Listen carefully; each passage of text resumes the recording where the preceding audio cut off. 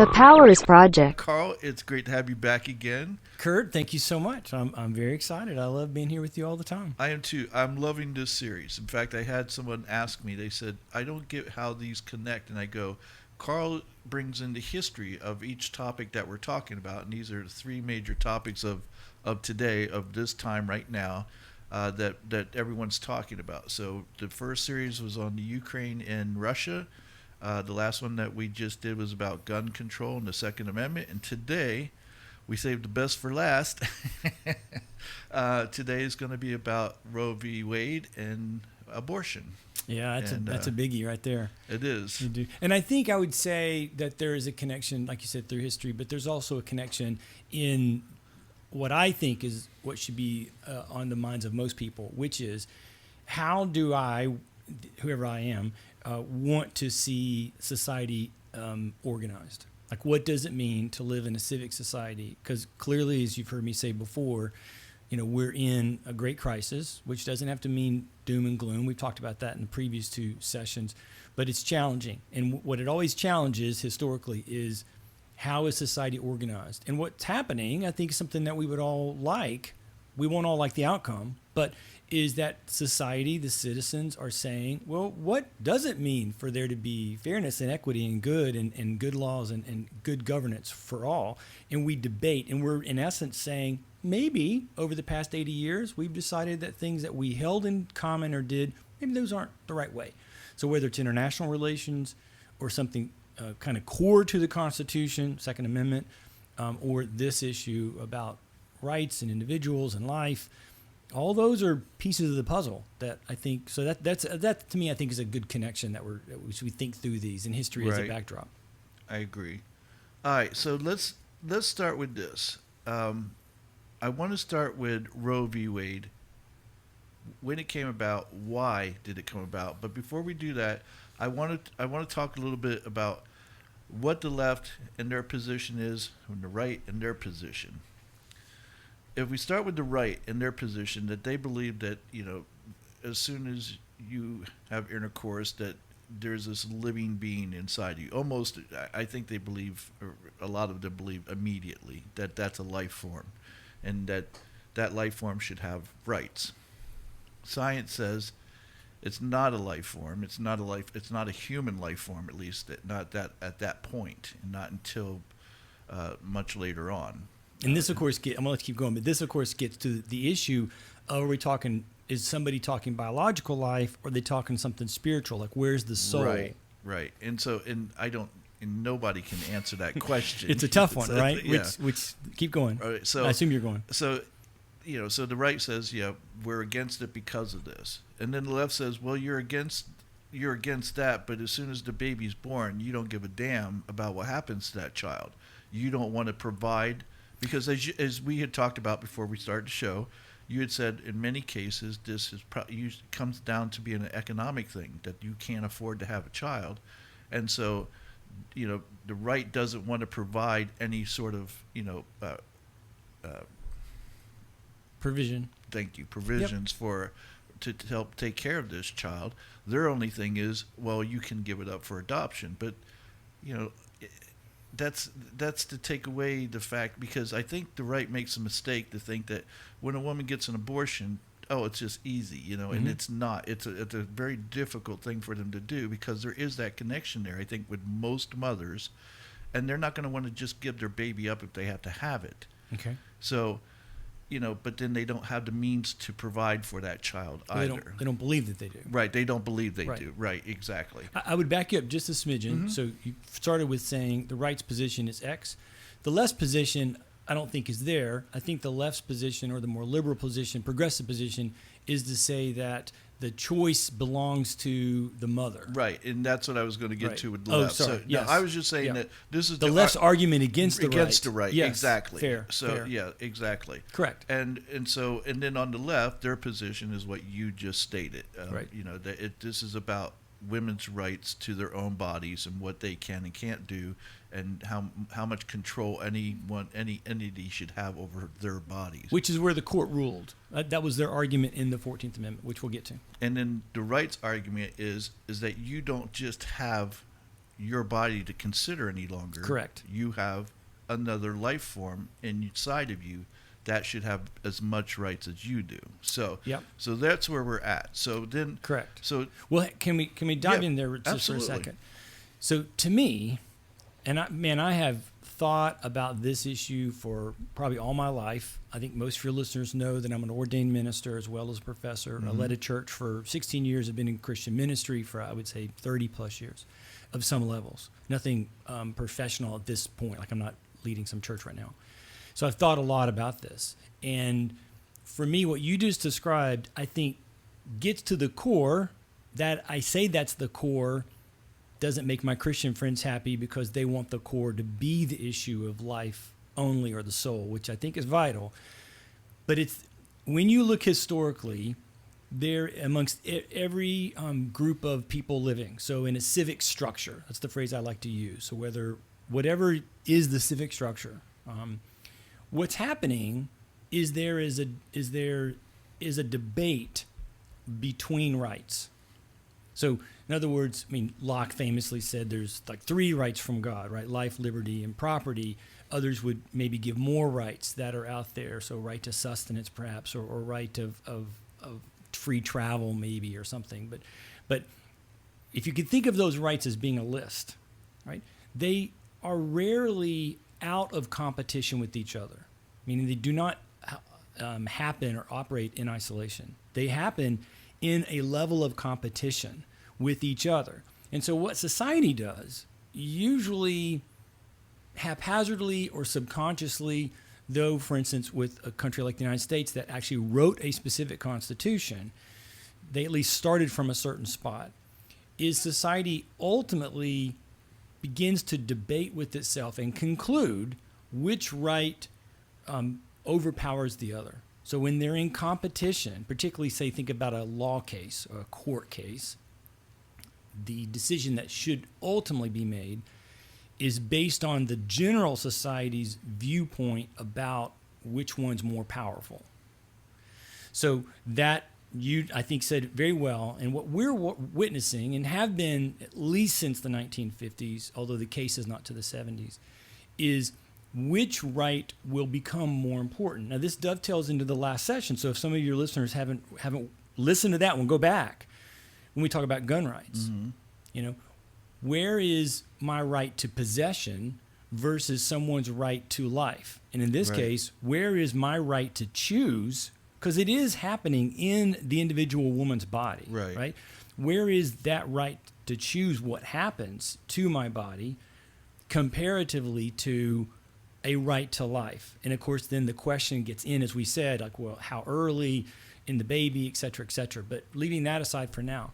And for me, this is very helpful for me, which I won't say this part now unless you want me to, like from like where I ultimately end up in like my opinion, so Carl's opinion kind of a thing, is then comparing that conversation like historically through time. Like what do most societies, what is their answer for where the trump card is for that? Right.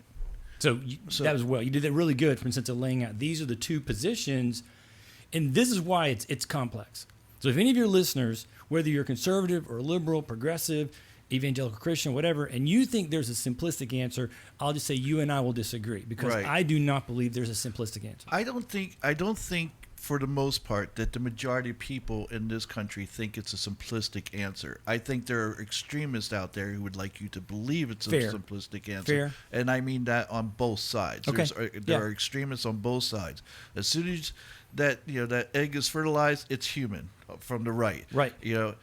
On the left, that's my body. It doesn't matter if it's 1 minute before that baby's to be born. I have the right to abort it because it's still my body. You can't. If we made the fight that this is my body, then that means it's my body through the entire process, not just when you say it is. Because then somehow or another, my body is no longer my body because you're telling me after 18 weeks or whatever, now it's not my body. So those are the 2 extremes. And and even people who are pro-abortion and believe in it, I think even they struggle. Most of them struggle with going, because even though it's my body, at some point don't we have to accept the fact and I'm talking from their position, don't we have to accept the fact that this is a human life form that does or should have rights at some point? Correct. So I don't think it's as simplistic for most people as someone would like for you to believe out there. Yeah. So let's start with Roe v. Wade. Let's start with the whole. What got us to this point? And I asked you before, and I'm going to ask you again, just so for the listeners. Was this a thing because of women's rights to fight for their own rights for their own body? Or was this a matter of, it was important to have abortion at this time because the birth control and things of that nature weren't anywhere near as prevalent as they are today. Today, there's so many options, but back then there really weren't nearly as many options. So I would come down on the side, and obviously other historians or other experts might come differently. I would come down on the side that the fight was almost exclusively for women's rights.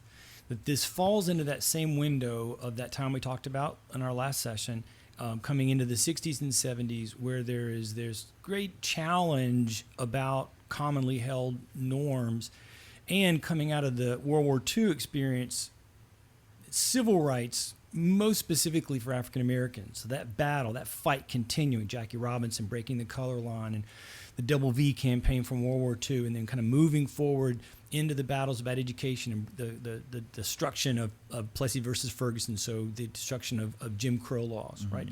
And out of that, coming into the 60s with the great leaders like Malcolm X and Eldridge Cleaver and, of course, Dr. King and others, the idea of where are the rights began to expand. Now, obviously, women had been fighting for a version, we could say, of equal rights for as long as we've had a country. But the focus had been exclusively, or mostly exclusively, on voting rights. Well, they get that with the 19th Amendment in 1920, right?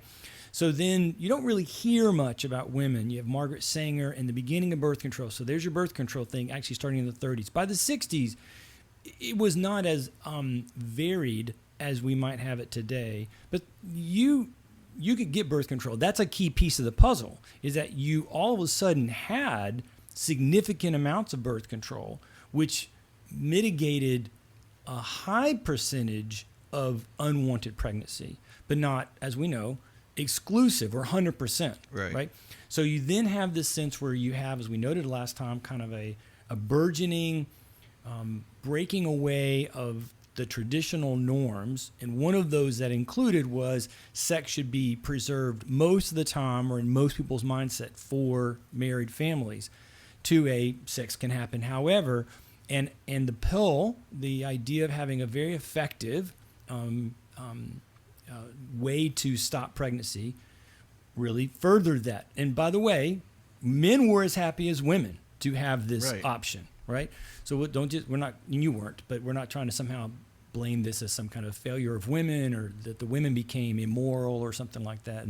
No, the men were in that ballpark. So then, as this is going on, and not just the sex side of it, but just this desire for equality, this kind of looking at a society as what are the rules that we have, and are these fair, and is this the best, those kinds of conversations, this concern about having abortion and that it being legal to have such. Now, you will have people talk about that abortions prior to, say, 1970 were, quote unquote, dangerous. And if you go back in the early 20th century, I think that's fair. I don't think it's quite fair in the 50s and 60s. Right. Because of all the medical advances that we were having at that time. So it's in that role, I think, in the role of a continued argument of, I as a woman should have my own rights equal to any man, and that would include what to do with my body even after I became pregnant. Well, and so this also opened up, and I think this is something that's important to note, that this gave women the ability to have sex like men and yet still have a life outside of motherhood, or become a wife or things of that nature, because they could carry on a career and still have a sexual life as well, without having to worry about, I'm going to get pregnant and now my career is over. In fact, And- let me quote to you from the Planned Parenthood of Southeastern Pennsylvania versus Casey Supreme Court case in 1992. Here, the Supreme Court ruling basically preserving Roe said, quote, "The ability of women to participate equally in the economic and social life of the nation has been facilitated by their ability to control their reproductive lives." That, So yeah, what you just said. it just much more eloquently. Well, they got more time to think about it. But to make the point that More is educated. that is part of the argument, and that's certainly the argument that's made, particularly from the pro-abortion side. And certainly it's a fact. That it does allow them to do things that otherwise they would be constrained from doing, or if they got pregnant, and so Correct. So with Roe v. Wade right now, and with all the options that women have with birth control and things of that nature, is it time to overturn Roe v. Wade? Are abortions necessary any longer? Under extreme circumstances, I understand, like if it was incest or rape or something like that, or the mother's life is in danger. Other than those extremes, is Roe v. Wade necessary any longer? Well, I'm trying to think how to answer that question, because there's a lot of different avenues to go out from there, from things that I'm pondering. Now I know the left is going to say yes, because it's still my body, and it's still my choice whether I take birth control or not. Well, so this is not the first place, I guess. The thing that pops into my head immediately is, for me, one of the things that I think I've said multiple times here at various times is that I still stand largely with the founders in that governance is meant to be local. That's their view, that you do not want an overly large, overly powerful federal government. And I've noted here before, we do. And if I could wave a magic wand, I'd get rid of it. And that may be actually what we're inching towards in some way, and that's a different conversation. So I say that to say what I would want is for local communities to be able to enshrine the values that they hold. So for that to happen, you do need a Roe v. Wade to be overturned, to in essence have the court say it's not our job to decide for the nation what the various communities need to do. Okay. Now, I know that would not be popular with a lot of people, and in fact, I can find a lot of conservatives who could find their pet issue, and they would want the court or the federal government to rule in some larger way.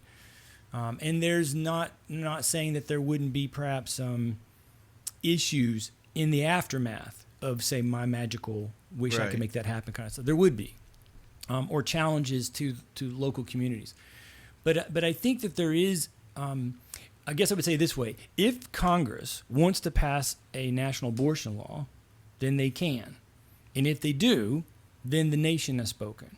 But if they're incapable, which they seem to be, for lots of reasons, let's say they're incapable.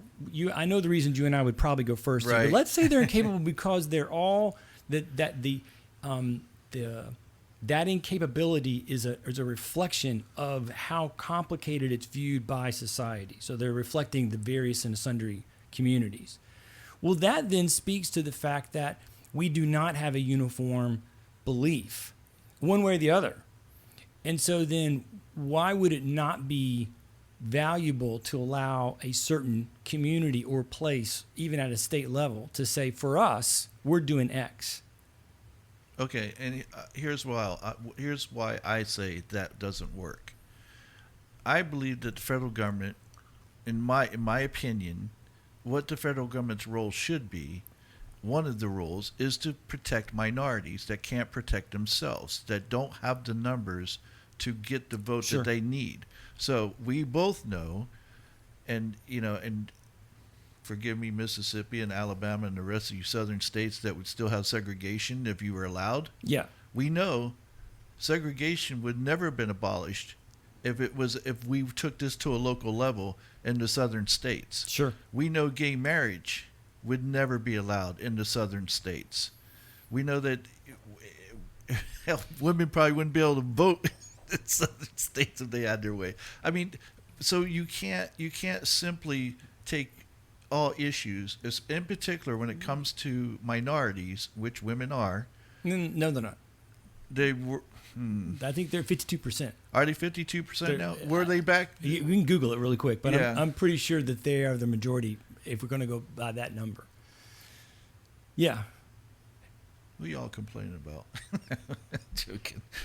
I think I would say is They have a step away from this specific issue. Okay. For me, when I think, if you say, hey, the country's government and everything collapse, what happens next? What should happen next? I would say our 50 largest cities become city-states like in Greece.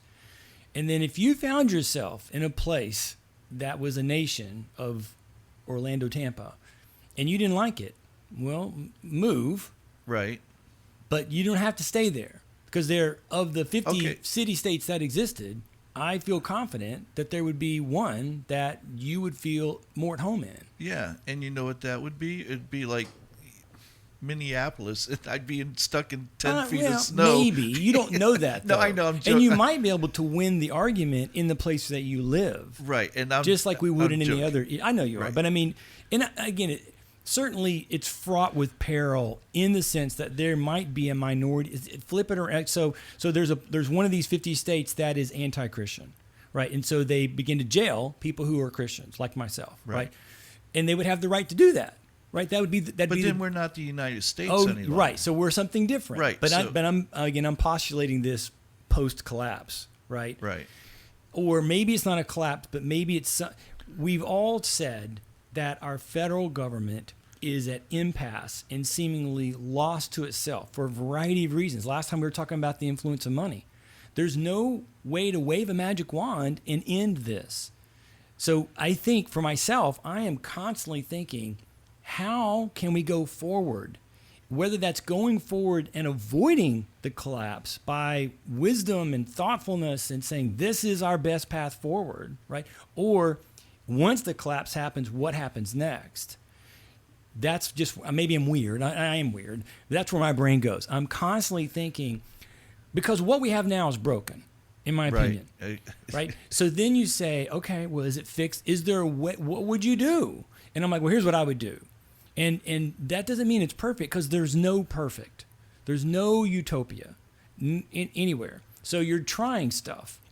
And that's fraught with its own issues, just because, as John Adams said, these things, they don't happen quickly. It's over a long period of time, and you have to put it in motion and see, are we happy with this? Back to Roe v. Wade, people who are supportive of the situation should at least be able to reflect, just like I bet most of them are probably anti-gun, would want. You're wanting that to happen. You're wanting people to say, let's think, is the Second Amendment really what we should have? If we have it, is its application in the year 2022? Is it really that way? Can we modify that some? And you're saying that in essence because, hey, it's been 250 years. Maybe things have changed. Well, equally so. Hey, it's been almost 50 years. Maybe we've learned more about biology. Maybe we've learned more about just living cells. We understand things differently. And that doesn't just make it an easy answer, but we reflect on it. Right. And we say, how do we go forward? And that's kind of where I'm always coming from. It's like, how do we go forward? What should we do to try to figure our way forward? And so that's, again, I believe it's our size works against us. In fact, those 50 city-states would be very challenging because and say it didn't involve the rural regions around, so maybe someplace like Gainesville is just unincorporated, right? Right. You're still dealing with and if it is Orlando, Tampa, and so Lakeland, you're dealing with like 8 million people. That's remember the Constitution was written at a time when there were 2.5 million people on the entire seaboard. Right. So I think in one sense, just away from Roe v. Wade and to the specifics of good governance, the larger it becomes, the more broken or messed up or challenged it becomes. And we have a much better chance when, as the founders believed with the Constitution, not with the Articles, they believed with the Articles too, but with the Constitution, there still should be most governance governed locally. And so when you put it in the hands of locally, will there be, as you said, times when minority opinions will find themselves on the losing side? Yeah, but that's the way it is now. There's Right. we do not have a unified country, never have had a unified country, so there's always a minority viewpoint that's on the losing side. And what do you have to do? You work hard between then and the next election or over a period of time to try to win the philosophy. As you know well, better probably than I do, you can look at the gay movement from the 1960s to today as a perfect example of that, being in the minority viewpoint, still numerically in the minority, but have won the philosophical argument, changing the mindsets of at least enough people that there's not open riots or something because of gay marriage. People are just, okay, and they just kind of go with it in that regard. And that's kind of how the system can work, and I think it works better like that at the local level. Whether that local city or state, it's a whole different conversation. See, in most cases, I think you're right. But again, I think when it comes to, there's certain issues that I don't believe you can leave up to Well, and that's the 14th Amendment. Right. So you're with the Supreme Court. You're standing with them. I'm the outsider. So you're saying what the Supreme Court said, and that's what every argument has been largely over the 50 years on any attack against Roe v. Wade or against abortion has been 14th Amendment, right to privacy, right to individual life, that kind of thing. Right, and the thing is that it's about.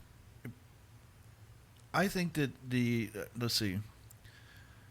When the government should step in, when the federal government should step in, I think is when it interferes with other people's rights. So if you live in a state that says you're not allowed to be married because you're gay, you're infringing upon my rights now. Sure. And so I think that's the federal government's stance should to come in and say, yeah, you can believe the way you want. You don't have to. Churches aren't, they're not mandated to perform gay marriages if they don't believe in gay marriage. So you don't have to marry us. Right. But you can't prevent us from getting married either. Right. That's where I think the federal government has the responsibility to step in. And with Roe v. Wade, you don't have to have an abortion, even though we both know that politicians and certain leaders of even Christian churches and stuff who had their mistresses get pregnant. I hope we go into that more. Because, because it's a But see, so there we loop back though to what I said, or what you laid out foundation and I laid out, right? So so you're right. The federal government has a role to protect the rights of individuals, except in this case, you have two individuals. One's inside another individual's body, which gets us to the question of when. Right. When is that an individual? What do we go by? And here's go ahead. Here's why Roe v. Wade is so much more challenging than I think just about any other topic that we discuss, because one is based in science and one is based in morals, if you will, or a set of morals that the other group holds, and they believe that their morals trump science. And of course, the left thinks science trumps your morals, because morality is an individual thing. Let's talk about the science, though, right? Okay. So, according to what I read, because I've done a lot, I'm so glad we're having this conversation. I told you earlier off there, I'll say it now, I was partially terrified. I'm like, oh my gosh, because it is so fraught, but I'm like, I'm just talking to you, right? But I'm like, okay, let me go back and do a lot of research. And in fact, I will say, even yesterday and today, in looking some things up, I was thinking to myself, this changes some of my views. This is mediating some things that I might say. I mean, I've got an 8-page thing that I wrote for myself. This isn't for you. And I'm sending it to like 3 people. I've only 3 people that I trust a lot. And I'm like, look at this. Tell me what you think about this. And even as I was reviewing, I'm like, I don't know. I might change my mind on some of this stuff. So anyway, in looking some stuff up, right? So this was a website from 2021, so it could be still something changed. Infant's heartbeat begins in 18 days, 18 to 21 days. Okay. Right? So just heartbeat alone, and that's not viability, but heartbeat alone would suggest to something a living something, right? Right. So 18 days is typically before the woman will have missed her first period, which is how most women know they're pregnant. Right. Right. So most women do not know in that window of time until they miss a period And they're like, oh, shoot, I missed period. Have I had sex? Yes, I have. That kind of a thing, that kind of a conversation. Brain waves can be detected. I'm not saying, I don't think this is saying that they always are, but they can be detected as early as 40 days, right? So when in just science alone, there's no God, right? So there's no God. It's just us talking science and stuff. And what should we do, say, for the best of civic society, right? You have a living something happening before the woman, who's the sentient being outside, right? Walking on the earth, would even know if she was possibly pregnant. Right. So before the questions in her mind about economic viability, her personal health, all that kind of stuff would ever filter in, you've got another being of some kind. So maybe the federal government's not responsible for that being at that point, and that could be the decision society makes. But it's not just a blob of cells. Right, but it does. Just the fact that it has some sort of brain activity, does that make it a sentient being at that point? Well, our societal position, I would say, over the past 60, 70 years is we protect all cell life. Well, and you can see. Now, I'm being serious. I'm not being sardonic. No, I know you are. And so if we say, as a society, that on a variety of spectrums of the species of the natural world, right, we protect at the cellular level, then why isn't it true here? If it's not true here because of mere convenience, then no one could argue we're going to take a scientific view. We're taking some sort of a philosophical view. Exactly. This is the exact argument I present to vegans.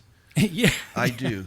And not one person can answer me. I go, you care so much for animals that you say people should eat eggs because they're baby chickens that haven't been hatched yet.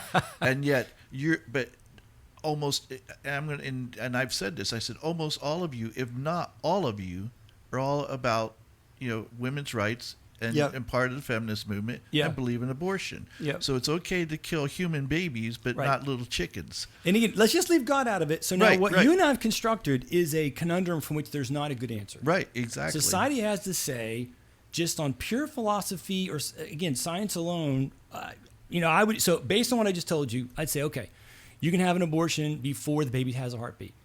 So if the doctor does a test, there's no heartbeat, you can have an abortion. If it has a heartbeat, you can have an abortion. And even that's only 18 days. I know.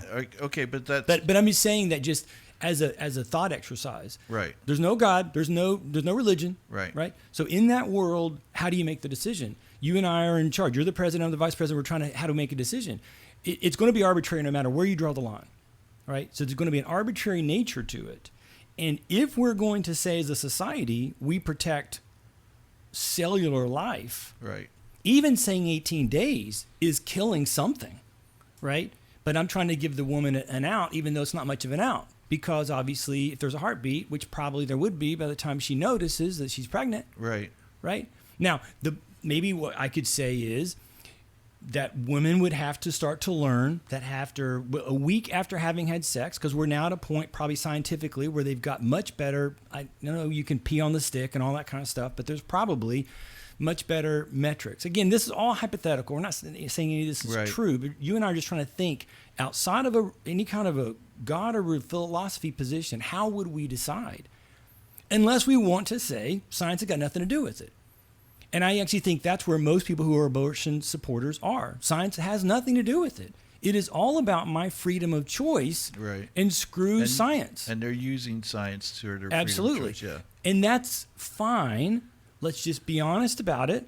And then now let's dovetail that into the conversation we had last time about how the 60s and 70s becomes this time period of me, it's all about me, and then you bring in moral relativism. And one thing we didn't talk about last time that does apply here, coming out of Nietzsche, we did mention Nietzsche, is kind of the position that takes a materialistic viewpoint of the world.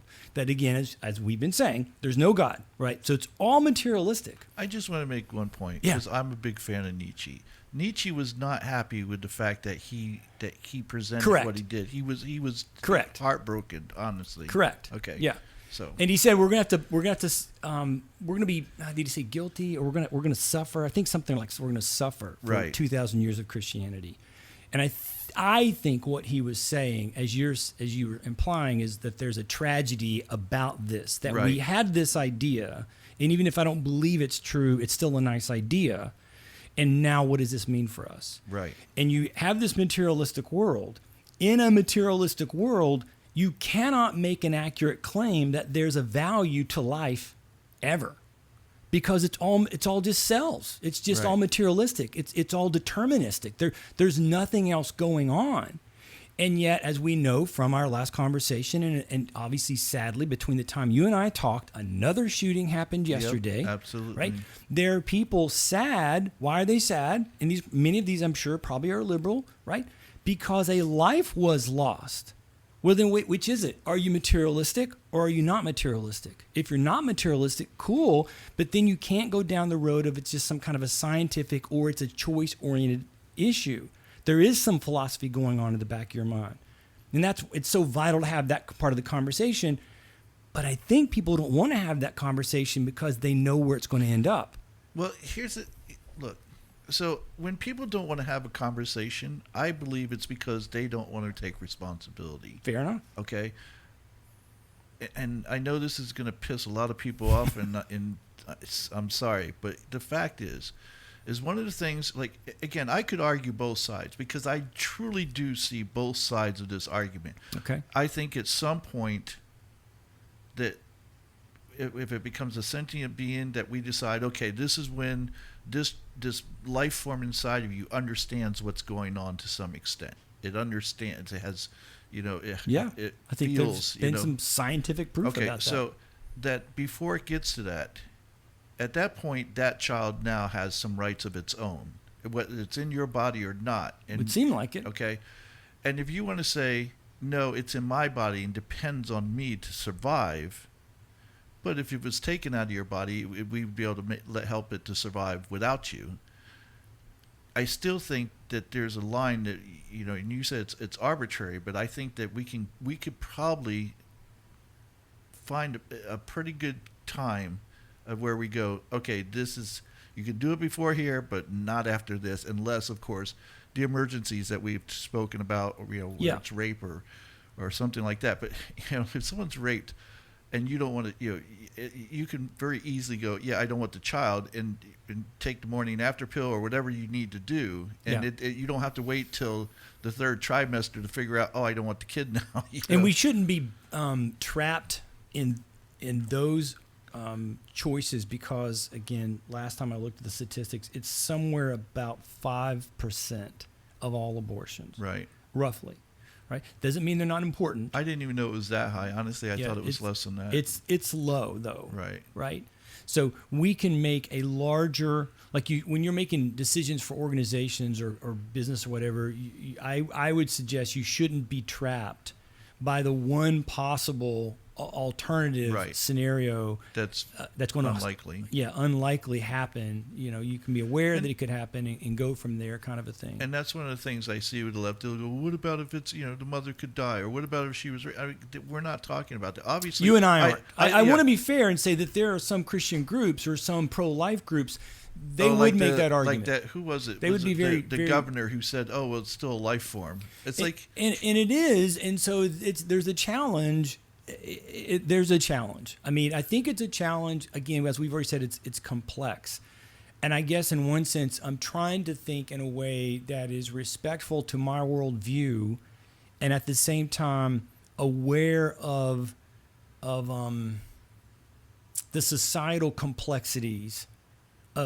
So one of the ways where I end up, and this is not the thing I'd said earlier that I will say if we get to it, but I will say to people, and I am being a little bit sarcastic or a little bit, there's a reason I say it. I'm pro-choice.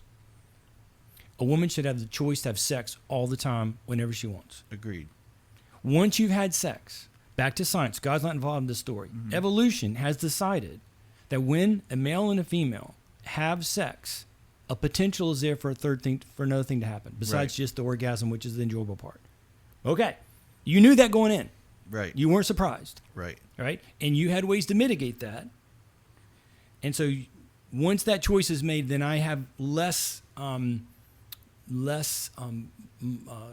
concern about your concerns. However, when a woman is raped, and she's raped when she has incest, but so when she's raped, incest, in those two cases, right, her choice was stolen from her. And this is why I'll never get elected. I'd be a huge fan for a very cruel and unusual punishment for any man convicted of rape. Now we have our DNA stuff, and that's a different conversation. But I think a very effective punishment. And once we did it, you would not have rape anymore, right? Because people would be horrified to possibly get caught. And I am in full support of my friends who post on social media and stuff that, I think women should have vasectomies. Yep, I'm with you on that. Yep, if that's where we're going to go down that road, and again, there's more to it than that. But and these are these posts. I guess I would call them memes. But it's like, this is what I feel. If you're going to have a law by the state or the government that will not allow her to have an abortion, have to have the baby, but it's unwanted, and he doesn't want it either. So the point of that is just to say, I think that part of the challenge of where we've gone is the failure of our morality as evidenced with the men, right? And that you have so many examples of men who abandon the women they have sex with for the same reason. I don't want to have a kid. I'm too young. I don't feel like it. I don't think I can afford it, blah, blah, blah. It's going to cramp my style. And I would say to the man, look, you knew what happened when you have sex, and you had ways to mitigate it also. And you chose not to. So you had free choice. Having made the choice, leaving God out of it. God's got nothing. There's no God, right? Science says this is what potentially can happen. Okay. But right. Anyway, so that's me being flippant, right, from a sense of just expressing. So let's have this discussion, and I'm going to argue it from the man's point of view, okay? Just because I think that there's a lot of men who feel this way, and I think there's a lot of women who may even feel this way as well. Everything is designed to benefit the woman. She has all the say-so in this, and she'll say, well, rightfully so, because it's my body. Well, what I would say to those women, because those women, those very, I'd say extremists, they, maybe they don't consider themselves extremists, but when you say something so like flippant that this is my body, and if I want to abort it, 5 seconds beforehand, I can do that. Right. This is what I would say. You don't want a man in your body. You say you have no business to tell me what I can and can't do. But on the very beginning of this, at the very beginning, you think it's the man's responsibility to make sure you don't get pregnant. Yeah, no, I think both are responsible. Okay, I don't. I think she's responsible. It's your body. You just said it's your body. Well, stay out of it. I'll take care of it. All right? You don't want to get pregnant? You say mitigate. I say keep your damn legs closed. well, yeah, I totally agree with that. And that's the thing. It starts there. If you want to take responsibility, then take it from the beginning. Don't say it's the man's responsibility to make sure you don't get pregnant. It's your responsibility. It's still both, in my opinion, because scientifically it takes both. You got to have both involved. And if the man does not want to, he can either have a vasectomy ahead of time, so he's not shooting blanks all the time, right? Or he can at least wear a condom. Which none of the sexual mitigation things are perfect. So we both know that. Right. We're saying that openly, but it lowers your chances. Here's what I'm going to say. If it's the man's responsibility... Equal. They're both equally responsible. If they're both equally responsible, then they should both be equally in making decisions as to what happens after that. Totally. Okay? Totally. But they're not. He should have to sign off on... Right. Yes, I... And here's the thing. I found this out later on in life, and I don't think this is right. I went to go get a vasectomy. Yep. I went to the doctor's office, and he told me, well, I can't do it without your wife's signature. Really? That's what I said. What? I've had one. I'm trying to remember if she had to sign. I don't remember. I had a wife to do it. You were single. I remember because I was flabbergasted. I was like, wait, a woman's body is a woman's body, and my body is her body too? Was that what you're telling me? Somebody needs to Google that and make sure that's correct. I promise you. Google it. I promise you it is true. At least here in Central Florida. At least in Florida. Yeah. You have to have your wife's signature before they'll let you have a vasectomy. That is amazing. And I go, that's hypocrisy to the nth degree. How can you tell me? I said, my wife can have an abortion, which she did, without my knowledge. The only reason I found out is because she did something and it made me go, wait a minute, that doesn't make sense. And I looked into it and I realized she had an abortion. Oh, well, I'm sorry, man. And nothing had to be said to me. She didn't have to tell me. No one had to say anything. Wow. And if I hadn't found out on my own, I would have never known. But I can't get a vasectomy without her knowledge. I go, how is that? How is Yeah. this right? Well, and so that's an example of the inequities that often happens once we start going down these roads to fix inequities, and that's the government ends up making new issues. Well, and it is, and this, and this is getting off topic, and we won't get off topic very long. I just want to make this point too. There's too many things that we make rules about that we don't think all the way through. Sure. And this is one of them. If a woman can get an abortion, why the hell can't I get a vasectomy without anyone's knowledge? You're gonna have a bunch of doctors calling you in. Hopefully, somebody in your crowd's like, "That's not the way it is. You had a bad doctor." I will go back to that doctor. And I will ask. Now I'm going to ask my wife later today when I had the vasectomy. Is that? I will. I promise you. I promise you. That's awesome. But here's the other thing. It's like we have all kinds of rules like that. For instance, minors they're too young to make decisions about who they can and can't have sex with. They say they're too young. They don't know any better. But then we put kids on trial as adults when they're 12 years old and say they knew what they were doing. Sure. So you can't have it both ways. Either kids don't know what they're doing or they do know what they're doing. Yeah. But you can't pick and choose just because of whatever it is that they're making decisions about. Agreed. And we do this constantly throughout this country. We really could be called the United States of hypocrisy, because that's what we are. Well, so let me just loop us back again and say that that's an example of the society, and unfortunately with 340 million people, it's very difficult. That's the example of the society working it out. Right. And you and I can say at a specific example, that seems hypocritical or that seems incorrect. But that is what's going on. And we have it in a lot of arenas. I mean, you and I remember when the drinking age changed. Right. How can you go to war? Right. You can pick up a gun and go to war and die for your country at 18, but you're not allowed to have a beer. But so these are arbitrary decisions about how life is to be understood in a civic society.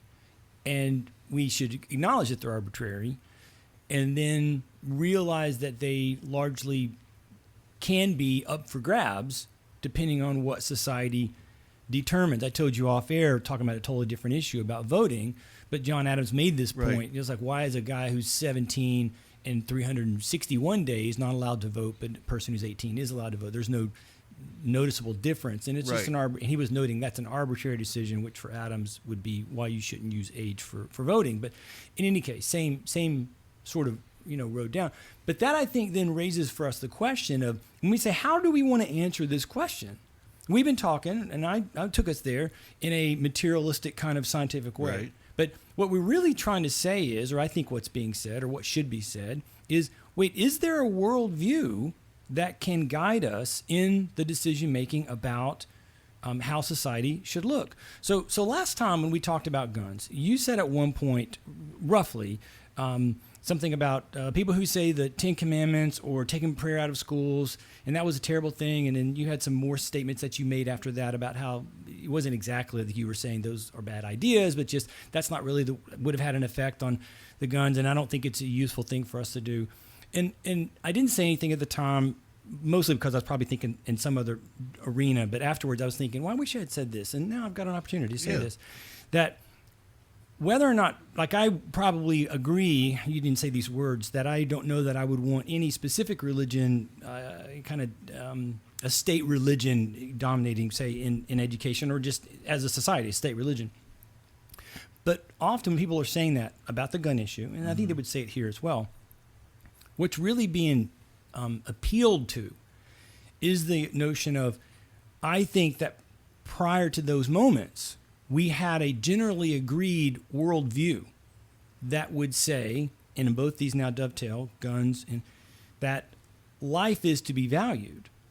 Because we noted, you and I now, in saying, if it's metaphysical, I mean, if it's just a physical, materialistic thing, you literally have nowhere to stand. And if you dovetail in, as we have in our society, a postmodern view where the only thing that matters is what I think, in that world, you then run headlong into a position where you go, we have nothing upon which to agree to have a civic society. Once we don't have something to agree upon, when you look, so the very first day of my antiquities class, we'll talk about what we're studying Western civilization. What makes a civilization? And I let the students work their way through it, and they will always end up in this place where they end up with a series of words that an adjective drops in front of it, and it's common. Common language, common myths, common stories, common geography, that kind of thing. A society, a civic structure, is a place, is a people in which there is a common set of things that bind them together. And if you don't have that, then you only have an arbitrary set of rules. And one place in which I think the postmodernists are right is to say, well, wait a minute, why are your rules the rules that get imposed on me? Right. Right? And so if we don't have a set of rules that we can agree to, the society itself is literally in peril because it can't continue. Back to the idea of things are going to maybe break up. So that's not me saying on the surface the Bible should be our answer, but that's me saying we need to be investigating what is the answer. I agree. And so when I've said before, our problems as a society are a spiritual problem, and we won't have that conversation. This is what I'm saying. Right. That we abandoned a commonly held set of values, and we replaced it with individualistic relativism. All right, so let me push back just a little bit. Okay. Because when you have a particular group who sets the rules and says, these are our beliefs, this is what we should go by because we have this communal belief that this is the way things are. In a normal historical setting, right, 90% agree with all those. Okay. So it's not a small group. Keep going. Okay, yeah, it's not definitely because it was a ruling group for you can have a ruling group be a minority numerically. And I want to make the point that the larger sense of civilizations, we're talking about what makes a common group together is 85, 90% agree with most of the stuff. Here's the challenge with that, though, is that, gay marriage could be argued that that's a me thing because nothing is to be benefited from gay marriage as far as straight people are concerned, or I should say, certain religious straight people. Sure. Okay, because they're saying you can't procreate, so and sex is about procreation. Of course, I know you don't. I don't believe you take that stance. I know I don't take that stance. I think sex is for recreation as well.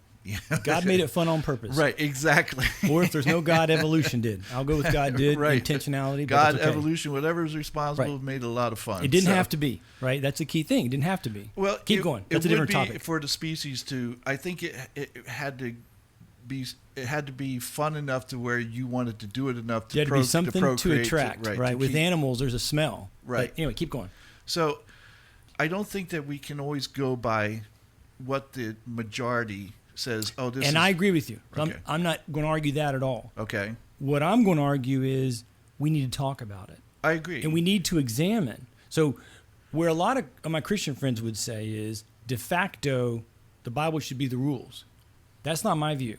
My view is we should say to ourselves, is there anything upon which we can have a unified society that we stand upon? I think the answer is there'll be yes. I think people believe it already, right? They can't put words to it.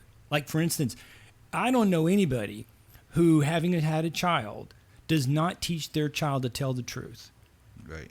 So there is an understood in our society, largely held viewpoint, maybe even 95%, maybe 99%, because historically there are very few compulsive liars. But so who would say, for instance, that there is value for truth telling, even though you and I know there are times when lying is to your benefit. Right. There's moments we can think of when somebody does that. They don't drive away thinking, I did a natural good.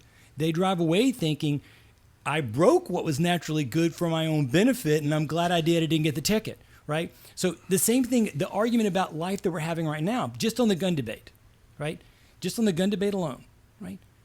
You're obviously arguing that the 19 or 21 lives snuffed out at that school had value. But in a materialistic world, they have no value. So you already hold something somewhere deep inside. So then what I would say as a society is we have to then say, well, hang on a second. Upon what can you make that claim? Because if the claim is merely a human point of view, a human set of rules you want to apply, then to give the postmodernists their due, why do you get to do that? My argument to go ahead of us, which is not our conversation today, but we've talked about having this conversation, is when one examines the religious landscape of our world history, Christianity is the one that holds the most or best or provides the most logical set of answers based historically to this thing we already feel. In other words, if we were saying that someone had told us in 1776 we should tell the truth, and truth-telling was not a commonly held thing, but our country became one that held to this. In the year 2022, we could say, well, that was made up by those guys, and I don't know that we should do it. And we could have a discussion and kind of move ourselves away. Or if in the 1980s, as we talked about, culture began to change, and through a variety of means, we began to say truth-telling isn't a good thing, and someone wanted to say, oh, no, you should always tell the truth, we would say, that's your made-up rule from 1776. But you can, but see, that's the thing. This is where, like you said, we should have a discussion. Because I can go, look, even though I agreed with you that we said there are times that it can benefit us to lie, I think lying, I don't think it ever really does benefit it. I mean, it might benefit us in the immediate, but in the long run, it doesn't. Just like doing anything out of fear. And we all know this. Right. So here's what I have to say about Christianity, and because I know Jordan B. Peterson tends to credit Christianity. And he's not a Christian. Yeah, exactly. But wait a minute. What is he? I don't know. I've watched him for several years now and watched most of his hour-and-a-half long talks. And he is not someone who will claim to be a Christian. Really? Yes. I always thought he did, because No. he presents it as such as though basically society couldn't exist without Christianity. And I don't. Okay. So here's where I would push back. I think when we discuss these things, I think what we'll find is that what Christianity brought to the table is the same thing that's brought to the table in these social democratic countries such as Finland and Norway and Sweden and all these other countries, Germany, the rest of them, is that they bring a sense of community. Okay. Okay? I think that is what is Which of those came first? Well, I think community. No. You said community. You said the Nordic countries having community. Christianity was before the Nordic countries having community. Right, but here's the thing. So where would they got the idea from? Okay, and you can say that, and I can't argue. I can't. Well, I'm just asking. Because I can't argue, because I don't know, but I can say this. It's very unlikely that the tribes down in the Amazon, who've never had human contact with the modern world, got theirs from Christianity. And yet here's a tribe that's able to you shifted geography. Exactly. But okay. But my point is that they have the same sense of community. They have stronger. Right, and they have rules that they live by without any influence from Christianity whatsoever. Right. Yes. So I think as a species, we don't need Christianity to be good people. I mean, I know plenty of atheists who are better people than a lot of Christians. Not arguing that, because it's not about a particular belief other than so how to be a good person. Let's pull back if we can. I mean, see if I can say this well, right? Let's leave the label over here for a minute. Okay. Because. And again, I don't want to get us too far away from Roe v. Wade. Right, exactly. Because you know where you and I will. And you're driving the car, so I'm following you. Exactly. But to make the larger point, to loop it back to that we have to, that the question of, I'm trying to do it, the question for life in the baby, and that the society, and the woman specifically, owes something to this life. And our question, you and I are saying, when is that happening, right? Begs the question of, is there anything that can guide us that's not man-made, right? Because maybe the answer is no. And then all we are left with is where you and I were, where it's like, well, heartbeat, 18 days. I mean, it's a little early. I don't know, 40 days for the brain. I don't know. We'll come up with some scientific reason, right? But we want to say, hang on a second, maybe there is. And so away from the label, right, The question that every human ultimately asks, at some level, every human I've ever known is asking is, or wrestling with it, or aware of it, is this: is there something beyond what I can see? For 90 to 95% of all the humans who have ever walked on the planet, every continent, every tribe, every ethnicity, the answer to that question is a resounding yes. They've verbalized it or populated their view of that yes in different ways that you and I could think of as the world religions, right? And the tribal peoples in the Amazon are no different than the tribal peoples in North America or in Africa or in Asia, in the sense that they have some mechanism or some way of expressing their view of there is something beyond, something in the, we would say it in the West, like, well, why am I here? What is the purpose? To which, as we said, nihilism, coming out of Nietzsche, would say there is no purpose. Okay. What one should do, what I think we should be doing, and Christians, I think, often make this worse, Christian churches, in the way they express this, is saying, let's have that conversation where we will examine the evidence of all of these positions. And there's a conversation that will take too long today. Well, I'd do it, but it's a long conversation that, for me, I think logically works us to how we examine, with the point being to then say, is what I examine, again, no labels, is what I examine, does it meet or match the expectation of, like, what is true in the world, I guess is the way to say it.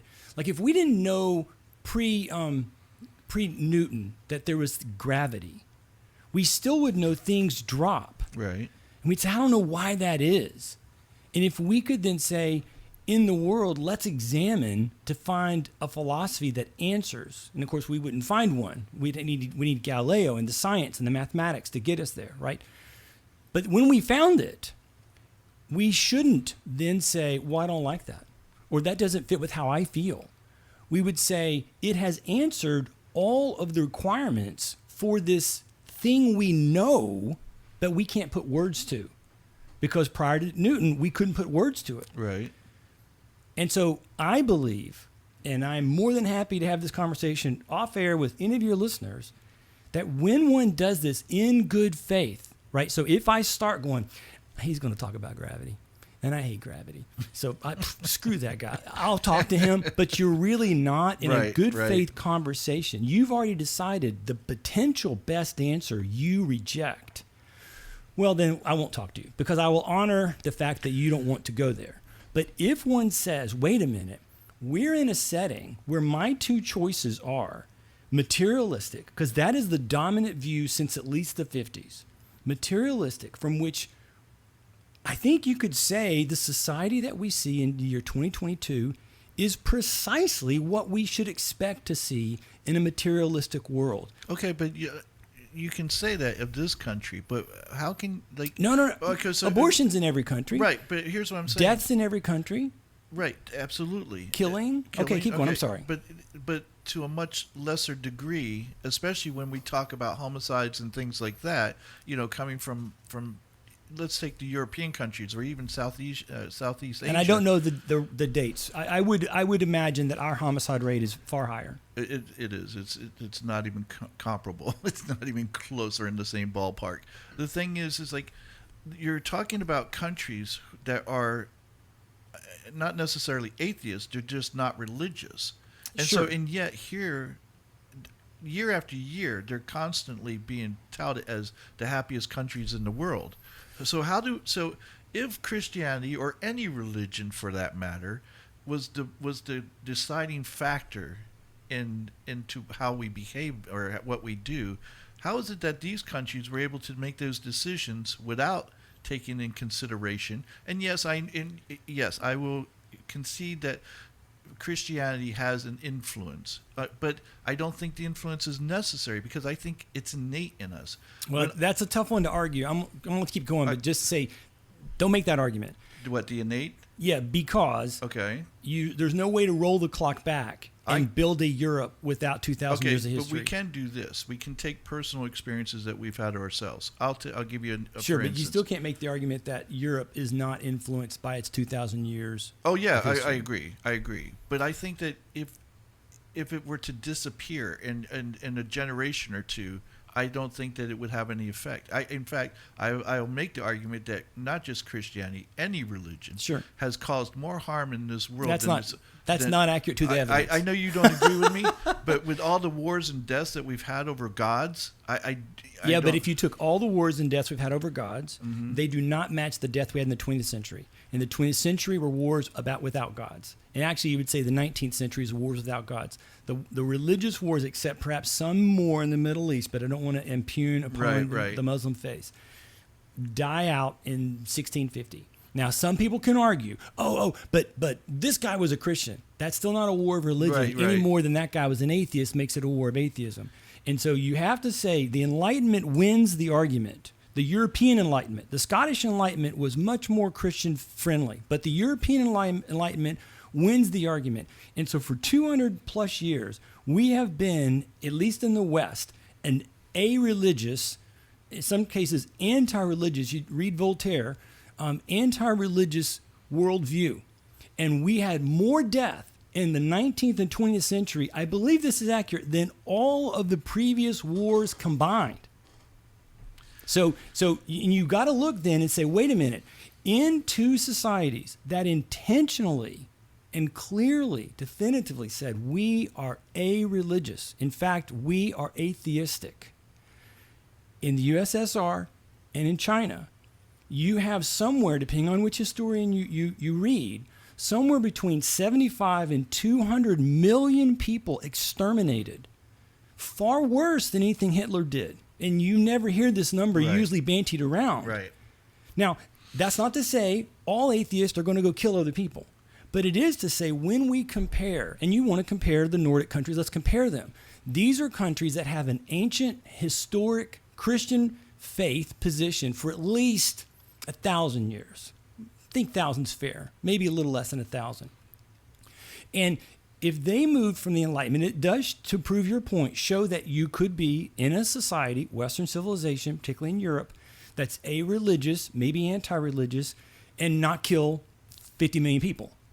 But then we have two societies, one that is specifically European, although people don't like to admit it, the USSR, one that's not, China, and their choice of following a European thinker, right, two of them, Marx and Engels, right, said this is what we can do to the betterment of society. Now, again, I'm trying to be very cautious and not impugn communism or socialism as a defunct version of governance just because of those two examples. Right. I've told you this before, my view of governance. But it still is evidence that goes on the record. So don't fall prey to the more religious war's death. It's not even close. Okay, so let's just not, and you know what, I'm going to concede that. I think you, and look, this is why I'm different than most people, because I can admit when I'm wrong, and Carl just made a great point, and I have to concede to his point. However, not just with wars, and I think this is why Christianity gets such a bad rap, is because it was about converting people who didn't want to be converted. Sure. And if they didn't, they died. And we know that there were civilizations that they basically killed off simply because they wouldn't convert to Christianity. Forced conversion is an aspect of all religious groups and peoples that moved in, and the Christians were not immune to this. They did the exact same thing. Right. And there were... Look, there's a lot of reasons to be angry at Christians. Let's take it back to abortion if you want to. Yeah, no, we need to go back there. So I'm glad that... Yeah. So for me, again, just for me, my thought process about, well, why is this even an issue? My answer precedes the time of saying, oh, well, there's this immorality that begins in the 1960s and 70s. Like, oh, no. This goes back to me, to the beginning of the industrial time period for our country, in which economically, because we've both said, while I would guess that there's a large percentage, maybe 60% of, remember we said there was like maybe 5% for rape and incest. So of the 95%, I would say 70% of that, if pressed, would be, yeah, I had sex and I don't want to have the baby. But even that may be high. There's still another sector for whom I think in other settings these women would wish to have the baby, and their economics, at least from their point of view, makes them feel like I cannot do this now, or it'll be bad for the baby, or I already have 2 children and I don't want to be one of these welfare mothers that everybody picks on and talks about. Right. I don't want to do this. But that decision could be made early on. You It could. figure that out way It could. before. But where does that begin? That begins in our failure in the late 19th, early 20th century.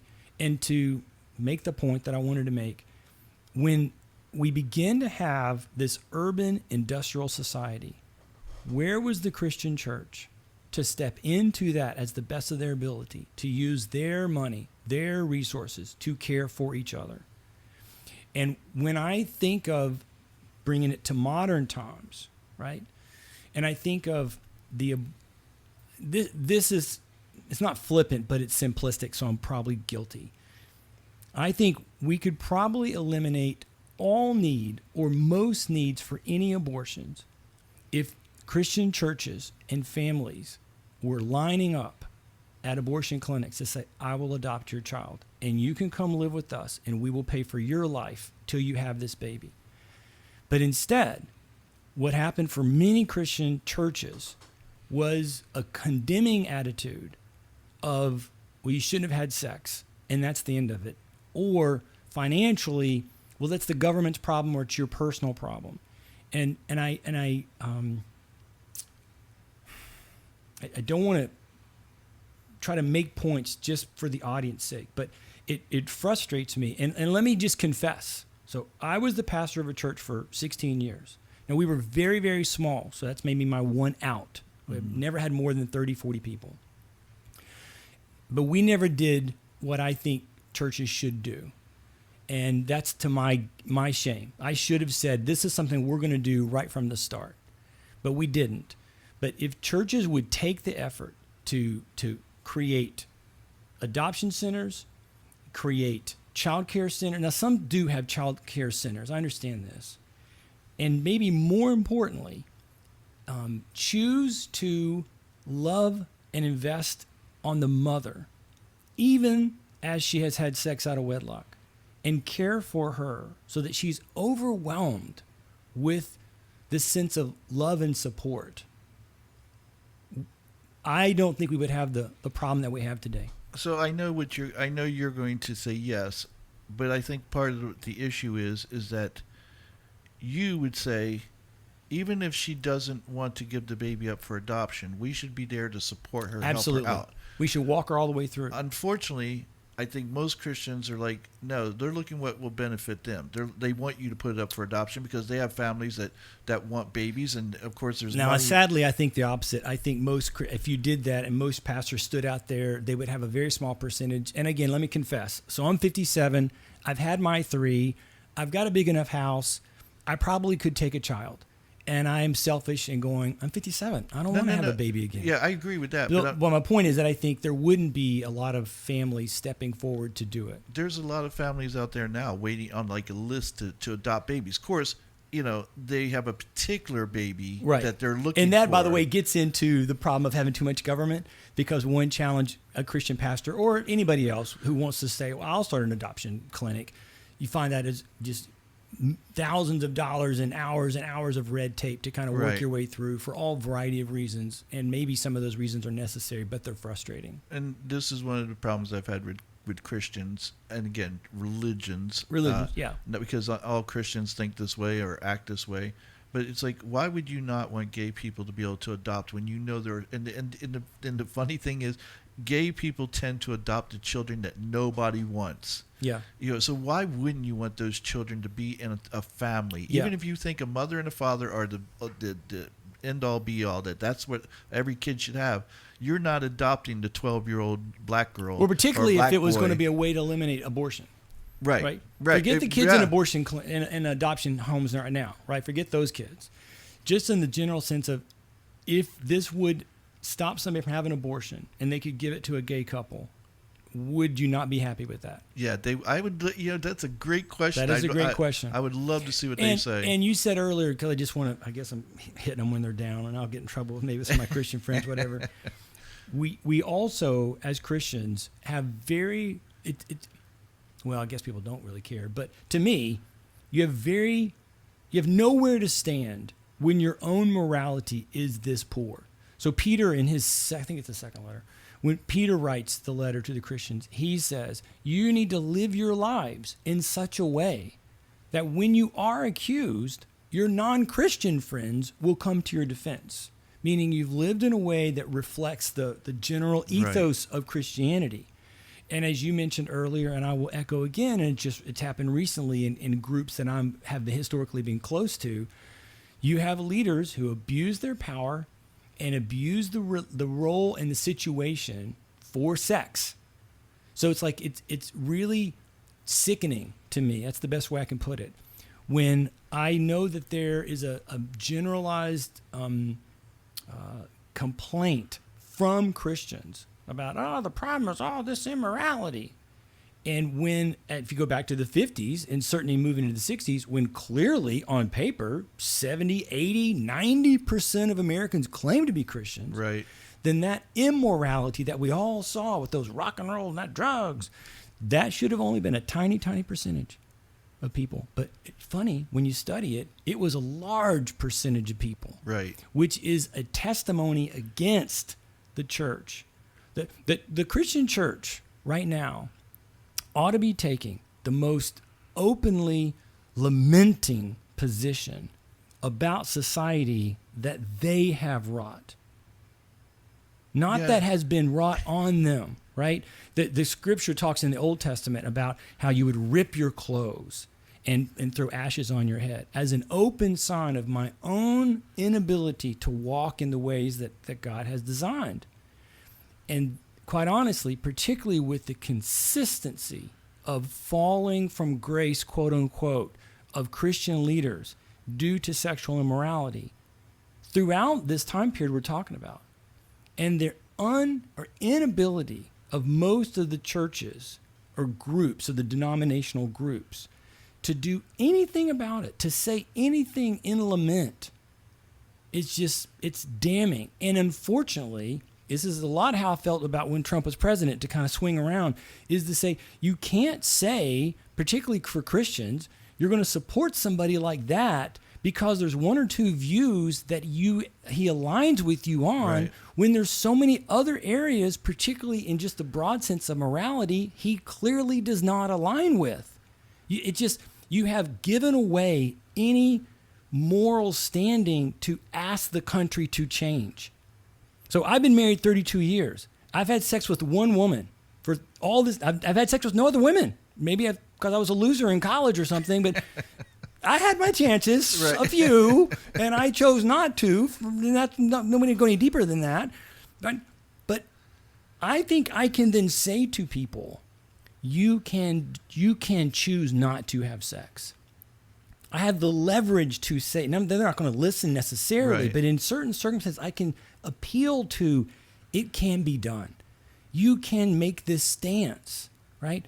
But if, I had sex with 5, 6 women before marriage, and I've had 2 or 3 adulterous relationships, and I, got it on with 2 or 3 of my church members who secretly behind everybody's back, right? It's like, how can you then stand? But they do. Right. But then when they get called, see what I'm saying? That the society then says, I'm not listening to you. Right. And on the things that you're truthful about, I'm not listening. I've quit caring about your opinion. And this is the failure and the tragedy of the Christian church in America in the year 2022. Our problems as a society could be fixed on spiritual nature, but the people who have, I believe, the answer, other people are not going to listen to because they've been defunct. It's not a good not a feel good message. So if you're a pastor of a congregation and you're talking about the sins of homosexuality, well, you know that very little of any people in your congregation are going to be gay, so they're like, yes, that's a sin. But if you talk about adultery or you talk about, yes, sex outside of marriage or anything, they don't want to hear that message because it talks about them. Or back to Luke loop it back, right? The economic situation, right? Dr. Luke, one of the preeminent first century historians, writes in his second volume about the Acts of the Apostles. So it's kind of the early history of what Jesus wanted the church to look like, right? They weren't perfect. So that's because, again, there's no utopia because we humans are involved.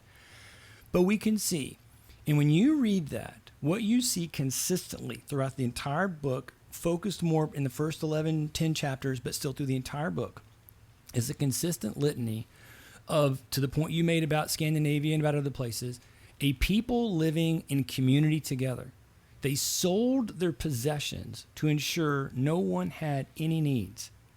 And I've said to churches, and this is why I don't get invited to speak at churches, I've said to churches, show me your budget, and you will show me where your heart is. Now, that's just quoting Jesus, because he said, where your treasure is where your heart is, right? So show me your budget. And they won't do it. They won't do it because typically most churches are somewhere between 75 and 90% of all revenue in to pay for their building and their salaries. And I understand the argument they'll make, and I don't want to get us off track. Right. But what the scripture says is that instead, all that money should be ensuring nobody in your community has any needs. Now, someone can say, well, I thought Christians should help other people. Okay, but that's not what it said, first of all. So just work with me. Initially, make sure nobody has any needs. None at all. And if the church would do that, go back to the 1960s when it's 85, 90% of the people. Go back to 1910, right? You wouldn't have had some of the economic crisis situations that capitalism led to. Almost all the robber barons that we would talk about, right, would claim to be Christians. Now, this is not a condemnation about Christianity necessarily, but now to the individual person. But in general terms, you've got the millions, and now today billions, you could fix things. Right. But you don't. That's a failure of the Christian theology not being taught to its members. When God gives a Christian a raise, it's not so you'll spend more money on you. It's that you'll spend more money on other things, other people, other Right. issues. The Christian, well, I'd say everybody should be doing this, but certainly the Christian, and I think the Muslim and Jewish person fall in this ballpark, they should be consistently, as they age, spending less and less and less money, and as their income has increased over time in their business, having more money to give away. And yet that is not the message of most Christians or most Christian churches. And when you look at most Christian churches and they've built these Taj Mahals with all this current, up-to-date economic, Right. stuff that they're spending money on, I think it breaks the heart of God because that's not what he wants. He doesn't care that you have the coolest gizmos in your building when you have members of your church who are not taken care of. Well, according to Joel Osteen with the Yeah, don't Ministry give of me- Prosperity, it's like that's what God wants you to be rich. So here's, and to your point, I think this is why the left doesn't take anything that the right says seriously, especially the religious right. Agreed. Because, especially when it comes to abortion, because they go, you're hypocrites. You don't believe what you say anyway. And who was it that said that morality is used by the powerful to keep the people down? Sounds like something Stalin would say, but No, it wasn't. It was somebody. It was a philosopher, and I can't remember his name right now.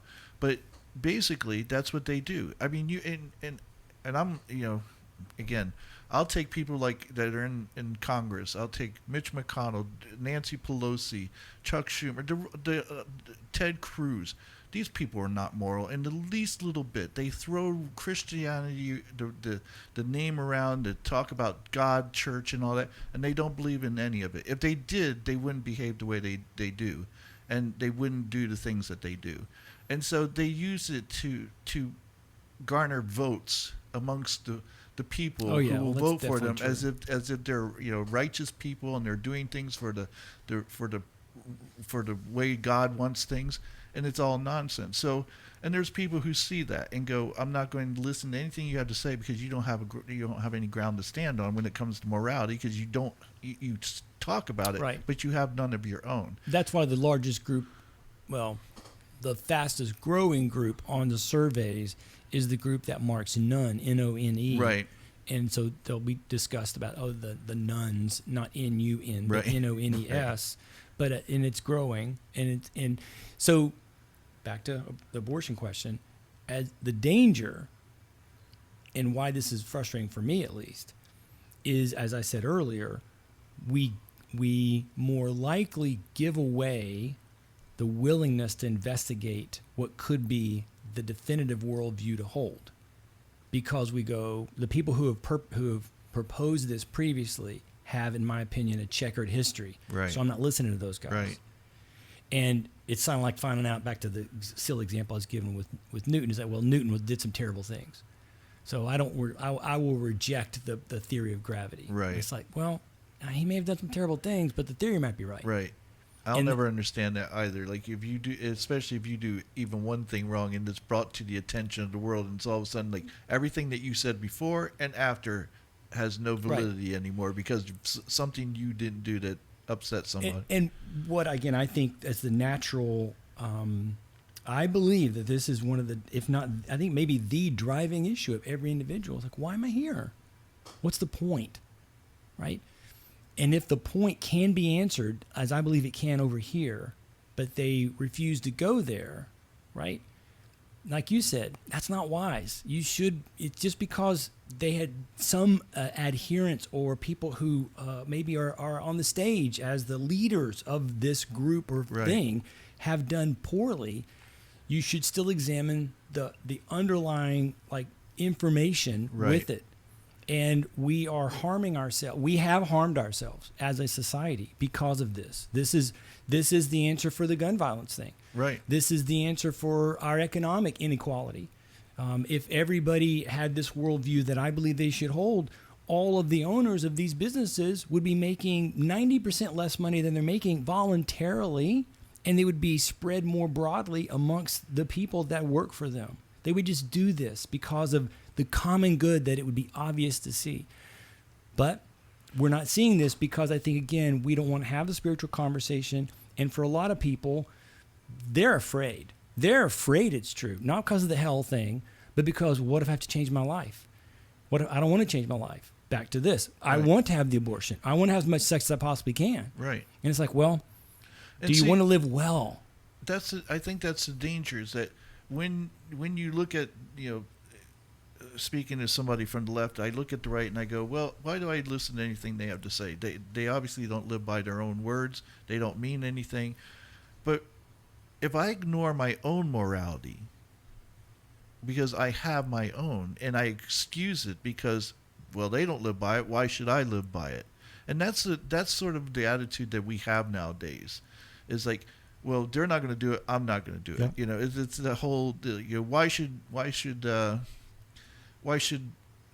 college debt be removed? I paid for college. Right. It's like, why should they get a free pass? It's all about me again. Instead of saying, well, it could help these kids out. Because they got trapped into a situation, and they were. And trust me when I tell you, they were entrapped into this because credit card companies and stuff go out to spring break and give these kids carte blanche. I mean, just here you go. Have all you got to do is sign your name, and because they know that they'll trap them into a life of debt to where they'll be a customer for the rest of their life. Well, in the government, so the college debt issue is a great illustration of what I've tried to say in various conversations with you and other people, that our government is too large. So the government is too oppressive. Back to, it should be kind of more local, or it should at least be smaller. And I agree. Right. And we don't have time to go into it, but it is the fact that they began the process of giving away grants, which grants are fine, but then grants extended to loans, and all of a sudden, because schools got more money, they've charged more money. They spent more money themselves, and then they're like, we need to make more money. How do you make more money as a college? You charge more money on your tuition. And then you pay athletic people and coaches and stuff the crazy amounts of money they're paying for all that stuff. And so all that kind of rolls in. But if you wanted to point to a culprit, the culprit's the government. And then it's pushed with this propaganda, like you got to have a college degree. You're a nobody if you don't have a college. So now you have all these kids going off to college. We with need to have this conversation. No idea why they're going or what they're going for. They just know they've been told you got to go to college. You're worried about getting me fired. This will be the conversation that gets me fired, not abortion. We're going to have this conversation about the problem, the situation with schools. So let's go back to that. So to me, I don't know if this story is going to make any sense to people. I hope that it does. No one ever told me killing animals was wrong. I remember shooting a bird with my BB gun and killing it. I was a really good shot. I mean, no one could believe. And in fact, the only reason I shot the bird was no one believed I could actually shoot the bird. Okay. And when I did and killed it, I broke down in tears. I mean, I was a 12-year-old kid, and I was like, I killed this animal for no reason, and I felt horrible about it. No one had to tell me it was wrong. Right. I knew in my heart it was wrong. Imprinted in your soul. Right. In my soul, it was wrong. Yeah. I don't have any problem with people who hunt for sustenance. I get that. I have a big problem with trophy hunters because they're not, they're completely different. And that's what I felt like a trophy hunter, because I just killed this animal to prove a point. Yep. How egotistical of me to do to take a life just to prove, see how good I am, and no one had to teach me that. It wasn't something that I learned in church. It wasn't something that anyone told me was wrong or right. In fact, I lived with my father who had no problem. Not that he went out and killed animals, or was a hunter, but he would have no problem hunting. So I didn't grow up in that kind of household where, we were taught all life is sacred or something. Okay. It wasn't a thing.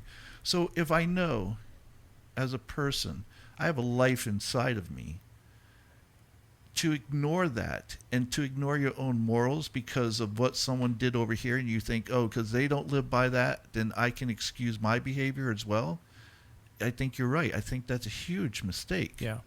Because you're the one that's going to pay for it. And so as a society, didn't Roe v. Wade, didn't it set certain boundaries? It did. Okay, so let's talk about those boundaries, because I think those are important. So what the Supreme Court decided is that they took the concept of trimester, which I'm confident was preceding this moment, and they concluded that in the first trimester, the woman had sole decision making. Okay. And so this is again 74, or 3 or 4.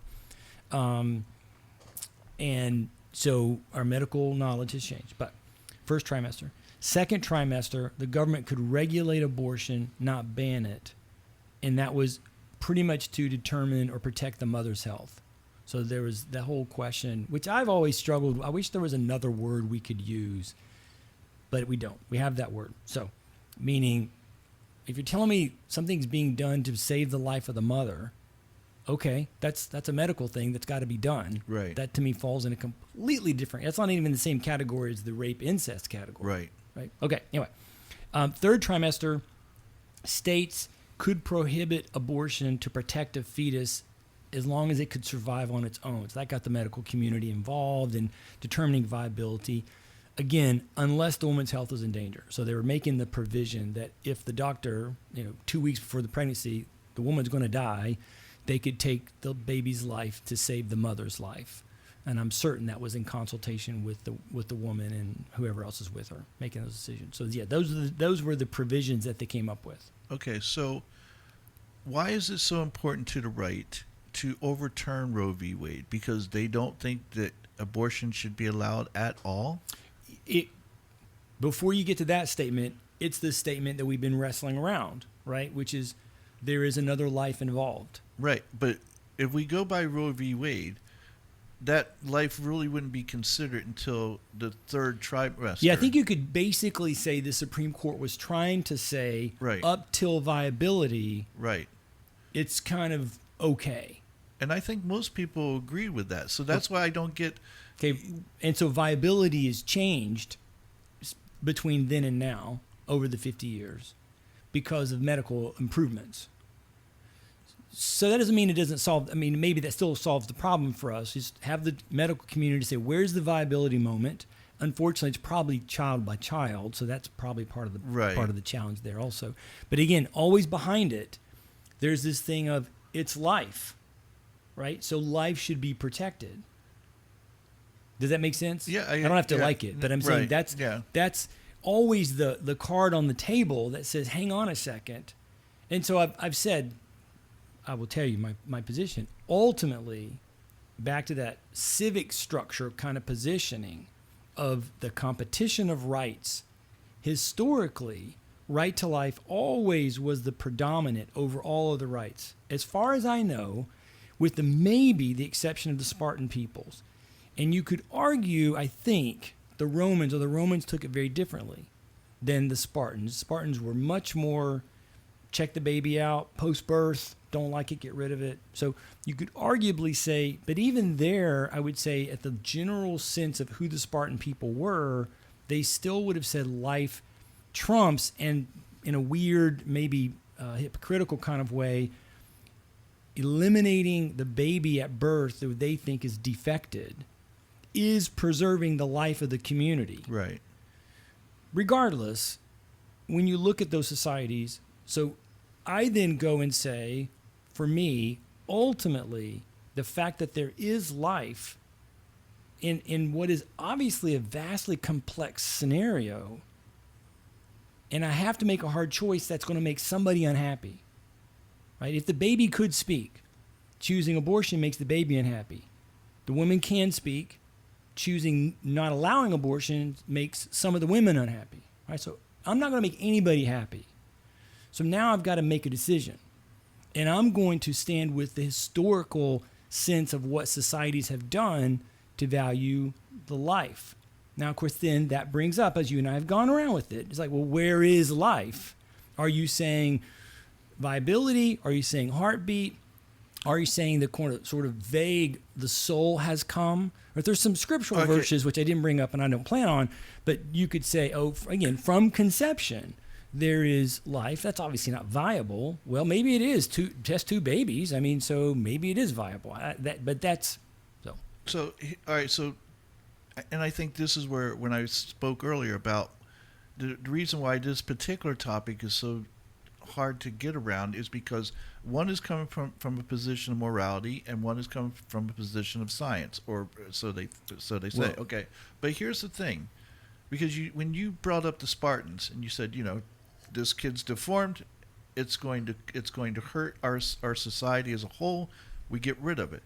So even if we consider it to be a life form, it's still a life. And so if you don't put any sort of value on it other than what does this life bring to our community? Does this life hurt us or does it help us? And you don't give it anything more than that, then, and I'm not saying that and again, this is not my position. This is a position I'm arguing, that even if I said, okay, it's a life form, but even as a life form, it could hurt us as a society. Now, if our main goal is to be able to procreate and to keep our species alive, why are we keeping alive things, weakness, that could hurt us and I argue this point because, oftentimes I say, we put too many precautions on everything for dumb people who will eat soap or something. I go, just let things happen the way they're supposed to. It's exactly. It's like, because these people are not helping us as a society. Okay, but why? Because society said in the certainly American and I think Western 20th century, but I'll come back to that in a second, broadly, life has value. And the Spartans are the anomaly, right? So there are other people groups in which, we'll use a phrase you and I would have used in the 70s, mentally retarded children were considered gifts from the gods. And they were honored in those tribal, and again, those were anomalies also, they weren't the norm, but there are the places you can hold that up to. What's really interesting is to pay attention to the battle around eugenics. So I mentioned Sanger earlier. Nobody who's on the pro-abortion side likes to talk about this, but she was a hardcore, big believer in eugenics. And so was Jonathan Swift and the whole white man's burden thing about imperialism, kind of an evolutionary standard of whole societies moving up, which has largely been debunked, but there are clearly differences. And so in that mindset, in the early 20th century, America was one of the foremost places of saying, one reason we want to have birth control and abortion is to keep the lesser peoples, i.e. African Americans, from having too many babies. And as immigration was happening, and this is obviously kind of nativistic and anti-immigration, which may still be with some of us, for some people, right? We don't want them to come around. Right. And if they're going to come around, they may not have the morality to have less children, so we got to figure out a way to stop that. So I'm not saying that everybody, in fact, I would say most people who are pro-abortion do not think like this. Right. But at its foundation, there are some key aspects of that argument about why would we ever want to stop procreation in general terms. Now, my wife used, what's the word I'm looking for? I mean, she was on the pill, and my girls have been on, so I'm not anti that. Right. But in that argument of its history, you have to bring in the eugenics thing. So there's that battle between, are only some people valuable? Because certain people, like a Margaret Sanger, said, yeah, only some people are valuable. And other people were saying, no, we all have value. So even though there are some members of the species who may provide us a weakness, we should not eliminate them. Now, again, this gets back to, in modern, I think to be fair to the abortion side, most people who are pro-abortion are not thinking at all about that. They're only thinking individualistically, maybe selfishly, but they're only thinking in like, what am I dealing with and what's my scenario and can I do this or do I want to do this? So I do not want any of your listeners to think I'm impugning everybody who's pro-abortion as if they're somehow, racist or they're pursuing that journey. But again, historically, we have to say, okay, hang on, but this is kind of a piece of that. And I think it raises then, to your question, it helps us see kind of in comparative, that there was this beginning worldview that even the person who has, say, has a mental challenges or physical challenges, so Down syndrome or such, they have value. That they should not be eliminated as a natural course. And that's juxtaposed against a group who was saying, maybe like the Spartans, maybe we should for the betterment of the species. Okay, and it's not to say that they wouldn't have value, but if you're looking to progress and you're looking for the best of the best, you can say, oh yes, this life form could bring some value, but is it worth the food that we feed it, or the air that it breathes? The Spartans would say no. Okay, and again, I want everyone to know I'm not taking that stance. I'm arguing a point for the sake of argument. So but because here's the thing, I can take both sides. I go, all right, so we have the right that says that life is given by God. It is the most valuable thing you could have, and yet they limit the way you can live your life, or want to limit the way you live your life, because they think they know better. They would. I think, to be fair, they would say, "I'm working off the set of rules that I was given by God." Okay, so tell me, what set of rules are they living off of when I make this comparison too that I find hypocritical? I have a cat. Mm-hmm. You have pets, don't you? 2 dogs. 2 dogs. Okay. When the time comes, and you know that they're getting old, and they're just miserable, what are you going to do? Yep, we're going to put them to sleep. Right. But if I say, "Hey, I'm done. I want out of here," Carl, I need you to inject my mother me. is 82. She is aged, and my sister and I were having this conversation because of something my mother said that she is thinking about. And my sister was concerned, and she's like, "What do we do with this?" But it's the very question. Right. Dr. Kevorkian, that whole story. Right, the whole thing is like death-assisted suicide. Why can we not have death by dignity? I mean, if this is my life, and my life is precious to me, and I'm telling you, look. Well, here's the easier attack. Sorry, so no, that's all right. The easier attack is to say, to the Christian who's maybe blatant. Well, so what's your position on the death penalty? Right. I'm against Right. it. But my point is that Right. if I'm pro-life and yet I Right. say I'm pro-death penalty, Right. Exactly. and for all those things, I would just say, and obviously a long conversation would have to unfold, but at the root of it is, what is your worldview foundation? And I'll loop it back around to where, so you've said, just last couple times, the right religious, there's no God. But the right saying that there's life based on science is still calling out to say, okay, hang on. I thought we just talked last conversation that there were lives at stake due to imperiled by gun violence. Upon what metric are you saying that is a life of value? There must be some metric upon which, not you, Kurt, but Right. you, this person, is saying, if that is true, where does that foundation come from? Why should I be bound by it? If you have a foundation, tell me about it. What is it? And then tell me why it doesn't account for here. Right. So God's got nothing to do. There is no God, right? There's just science. And science says that there is life, we know a cell level, that we protect everywhere. Okay. And you tell me that this guy can't go in and shoot people with the gun. Well, why? Well, I don't want him to. Why not? Well, those are lives. They were innocent lives. Well, who gets to decide what's innocent? First of all, you're drawing the word innocent and life off of something you believe somewhere. Right. What is that thing? And if you have a thing, because a lot of people don't, they just what I feel. Okay, Right. great. From a postmodern position, you can feel that way. And if I've got a gun and I shoot you, nobody can get mad Right. because I feel differently. Right. Or, sorry, it's too loud. Or there's a set of rules and you apparently have a set. Tell me your set and then tell me why it doesn't apply here. Or are you a hypocrite in that you have a set of rules about life that you're only going to impose in certain scenarios, but in other scenarios, you're going to be different? That's not a rule of life. That's back to you having an opinion. Right, but it's also not a rule of life when you pick and choose scripture and go to the Absolutely. when you go to You've already heard me blast the Christian community. yeah, Yeah, you know I'm not. You absolutely. know I'm not talking to you. Yeah. Because you know how I feel about you.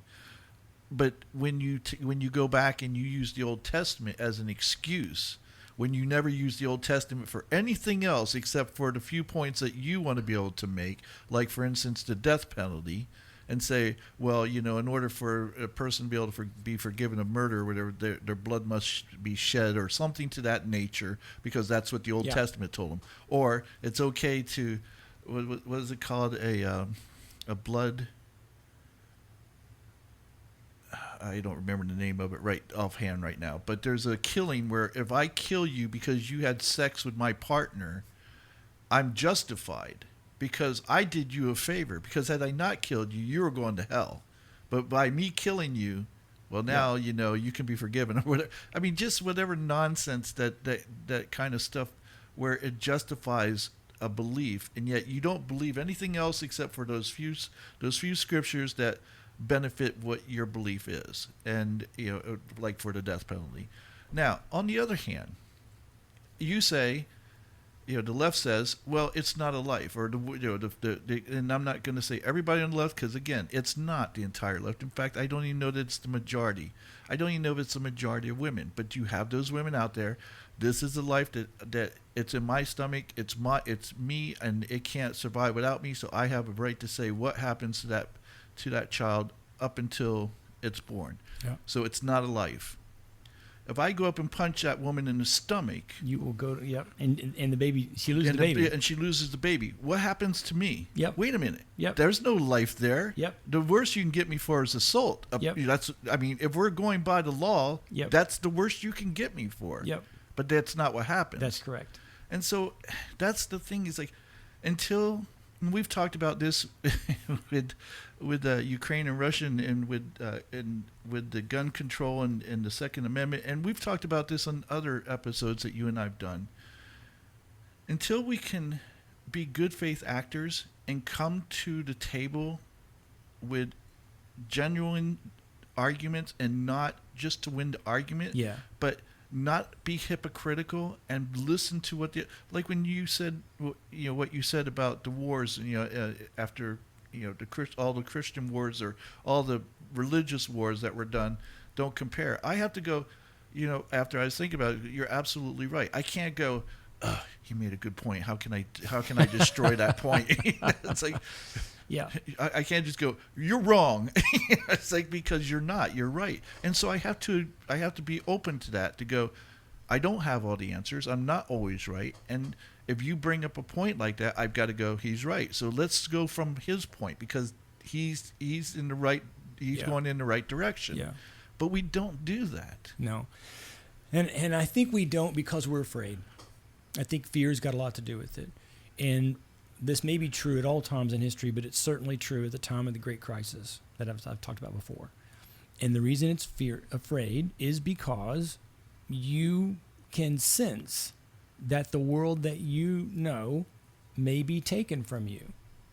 And there's a really poignant moment early in the American Revolution.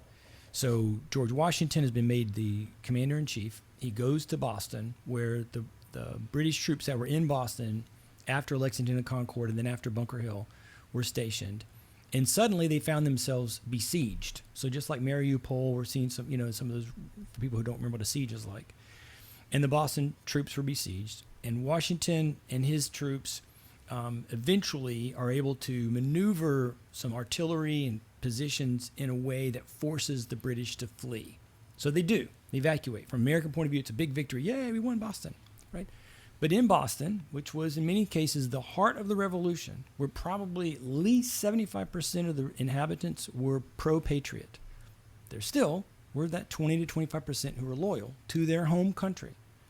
And as the Boston troops were evacuating, they all basically ran to the commander and said, you have to take us with you. And he did. He agreed. I can't leave you here because of what will happen to you. Right. They're on the boats.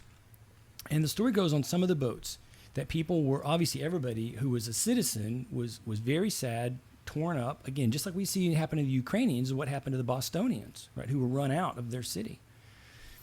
And they were looking and they were trying to buck each other up and say, well, we'll be back. It'll be okay. And then there's a report, or at least a testimony, of one older Bostonian who said, take your last look. You will never see it again. And that's precisely what happened. These people never came back. Right. They were forced out, right? So I think that sense of going, oh my gosh, what I value about the country could be lost is what drives people to these extreme positions. As I've told you, part of the way I describe what happens in the crisis is a philosophical divide. And in that divide, middle ground for people like you and me gets lost, so that becomes very difficult. But they further and further go away from each other to where the other group is just the other, and they feel an existential crisis in which all of life is imperiled, and the only solution is to eliminate the enemy, who is evil, as we've talked about before. But that's why I think you get to those places, and you get to that hyperbole, you get that sense of hysteria, and you mentioned all the political leaders and their posturing and stuff, and I certainly agree that a large part of it is just to get reelected. But I think it's probable that for all of them, they also feel this, and so they are entrenching and digging in on the point that they think is vital for the survival of what they deem to be good. Right. But I don't think it's based in morality. Well, I mean, maybe it's not. based in self-preservation is maybe, what it absolutely. is. I mean, you look at all the old white men. But once you get to fight versus flight, once you get to that spot, right, what the brain scientists will tell us is that nobody thinks clearly. And that's where we are, where you're not thinking clearly because you feel an existential determination and you feel this sense of all that you hold good going away. And I mean, just within, we don't even know if this is going to happen, Roe v. Wade. Or everybody says, it's going to happen. We don't know that. It hasn't been determined yet, right? We don't know how it's going to ultimately come out, right? But just on the sense of the potential, the hysteria on my personal friends' pages, it's astounding.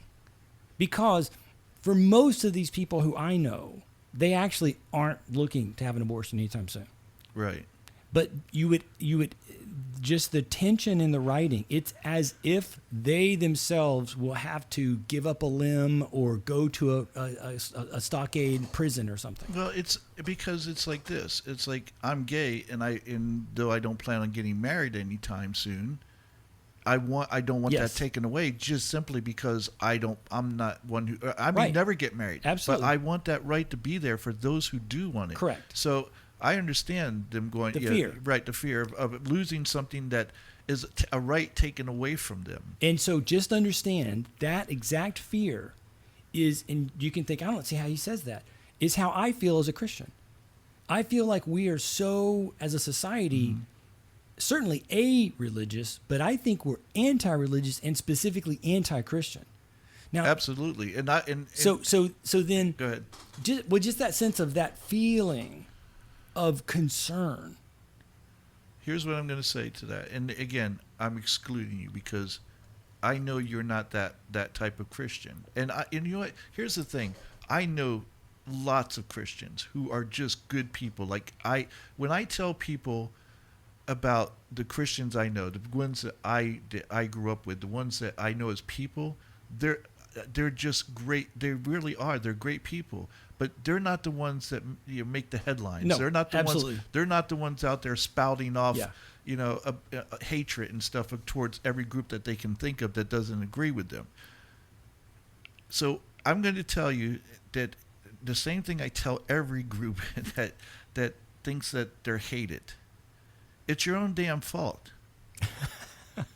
Police keep crying about how no one respects them. Nobody everybody hates them. Why? Because people who've had to deal with you know what Yeah. you've been doing for decades, and getting away with it, and you're still doing it. Even on camera, you still act like the asshole, and you don't care. Yeah. Because of your immunity, your qualified immunity. You know that you're violating people's rights, and you don't care because they're going to go to jail. They're going to be inconvenienced. They'll get they'll get out and they'll sue and they'll win, but it's not coming out of your pocket, because I guarantee you, if it came out of the cops' pockets, they'd stop that bullshit. But they won't, because it doesn't hurt them. Christians have been violating people's rights or trying to keep them down, trying to keep them silent, gay people in particular, Yeah. that I can call to where they wanted to silence them. They wanted them imprisoned. They wanted them eradicated, even to the point where you have Christian leaders who've gone over to Ghana, was it? One of the African nations over there, Mm-hmm. and because the leader wanted to kill gay people, and they're over there like, yeah, you should. Yeah. Bible condones it. And of course, there's a lot of other Christians who are in some of those same countries who are working with the poor, working with the Right. hungry, feeding people, But offering them a chance to learn about Christianity, but certainly not in any way imposing Christianity on them, Right. attacking them. And so, people as a whole, just like with the gay people as a whole see gay people that the media lets you see. Yeah. And so this is the image that they have. Sure. And we don't do ourselves any favors, because when we have people like Jonathan Van Ness who play into this role, because he knows straight people love that, and he's playing to them, and he's banking. He's perpetuating this stereotype. Yeah. And he's saying, "Oh, I'm just being my original self." No, you're not. Yeah. You're fake, and Yeah. you're putting on an act because you're what I call a scene queen. You want to be in front of the cameras, no matter who else is around you, and you want to be the star, and you want people to love you, and especially straight people, because that's where the money's at, and because those are the people who will get jobs outside of gay shows and stuff like Yeah. that. So that's what we're seeing of Christianity. That's what the younger groups see of Christianity. They see Yeah. hypocrisy everywhere. When you see people like Joel Osteen, who doesn't open his church up when San Antonio is flooded and people need places to go where it's dry, and he doesn't open up his church until and he says, well, the roads were flooded, and then you see no, they weren't. You're lying. But and so that's what they see of Christianity. And I tell people, look, you don't hold Muslims to the same criteria that you hold Christians to. I go, you'll call out Christians for everything that they do wrong, but you don't say squat to Muslims because you think, oh well, they're being persecuted. Yeah. No, they're not. Not any more than Christians are being persecuted. And again, that's the left being just dishonest about, picking and choosing which religion's good, which one's bad. I don't say I don't see differences in them, because there are. But if I'm going to pick one, I would certainly pick Christianity over Islam, because Christians have shown, at least in the recent history, to be more compassionate and loving. Yeah. Not so much in the past, when Yeah. we could talk about, their atrocities, and what they did to women and children when they had the what wars? I hate when I can't remember It's okay. words, but when the religious wars, there's a name for it. Anyway, Okay. So it's unfortunate that we see the worst of each group, or those things that we are repelled by, because I see what they put on the media for gay people. I'm repelled by it. I go, these are not my people. These are not people who I socialize with or associate with or anything. It's not to say that they're wrong or they're bad or anything like that, but that's not the majority of gay people. Yeah, if we could shut down, I told you the last time, if we could get people to turn off their phones, and it's a big business, unfortunately. And it's the same. It's the voyeuristic nature of us. It's the expressionistic nature of us. You see the people, using all the different current social media devices to say their piece and all this kind of stuff. And a lot of them, I don't know how many, but a lot of them make big money. And so it's there's a disingenuous nature to it. And I when we get away from that and we just interface as humans. Right. And it's okay to be afraid. It's okay to think that the other is scary or that they want you to disappear. But once, in my personal experience, once you interface with the other human, you realize we're all not that far apart difference-wise. Exactly. And it doesn't mean we can find easy solutions for like abortion or gun control, but we can more readily find something when we just are able to recognize our shared humanity. Well, and I think it comes down to understanding, like you said. It's, you don't look at people. If we do that, if we communicate with one another instead of having images of who we think these people are, let's sit down and talk with them. Yeah. Because I know that lots of people think Christians are bad people, and as I told you, I know better. I know they're not. Yeah. But if you went by what you saw, and and the things that they're fighting against and stuff, you would think all Christians are that way. It's sort of like that Tucker Carlson, Rachel Maddow thing. They'll bring on the most extreme of the groups that they hate, and make it look like they're the voice of that group. And of course, they'll shape the message. Right. They have the ability to pick and choose and shape the whole thing that's portrayed. And as we talked about with the gun control, if we could sit down and talk to one another, I mean, like face to face, and put all the things that we think they are, the people that we're talking to, put those aside and just talk and go, wow, we have a lot in common. And and so where are we at this? Where are we at with Roe v. Wade? Is there any room for compromise? I understand where you're coming from and how precious life is to you because you believe in God. I believe life is precious as well. Yeah. But I don't believe life starts as soon as you're inseminated. I don't, Sure. I don't believe it comes until much later. But I can understand, that at some point it is a life form in you, a human life form. Yeah. And that human life form should have rights. Yeah.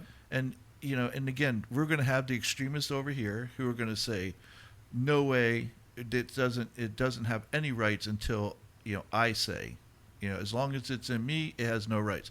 And then you have the extremists on this side go, no way, life starts as soon as you're inseminated. That's when it starts. Yeah. But we need to shut those people out because they're not helpful to the conversation. Yeah. And so and again, we need to quit being disingenuous with our discussions. Quit being hypocritical, about things. And That's tough to do. It's tough to. I mean, it isn't tough to do because be your whole self and trust the other person to be their whole self, right, and have the conversation. And but you can tell very once quickly. that fear starts working in your head. Well, and when you said about the fear of, and again, I'll come down to it's self-preservation. We see that with this whole nonsense with the Buffalo shooting, where it's this replacement theory going on that and there are I think a majority of people who are in Congress are old white men who are afraid that white people are going to lose the power, and that's what they saw what happened in South Africa, and that we as a country said you can't have millions and millions of black people and you have a million white people and then think somehow you should be ruling that country. Well, what happens when Hispanics take over and become the majority, and we have that argument used against us now? We're not going to like that argument put back in our own face. So they're doing everything they can to keep Hispanics out of this country, so that they can, if they can't stop it, at least slow it down before white people lose power. So is it wrong for them to want to preserve the fact that they say, well, we came over here, we shaped this country where we made it what it is. Yeah, we might have done off the backs of slaves or whatever, but we were the creators of all this, and we're not just going to give it up and let someone take it away because they have more babies than we do. So is that wrong? Or is that just evolution? Is that the way of history? Throughout time, is that what's happened? How do we look at this? And because again, we don't live in a homogeneous society. We live in a heterogeneous society. So we've got to take all that into consideration. Yep. It's not just Americans that we're talking about. We're talking about Black Americans, white Americans, Asian Americans, American natives. It's like we're trying to do the most difficult thing that's never been done successfully in human history, and that is to have us, back to I said earlier about civilization, the common. And we've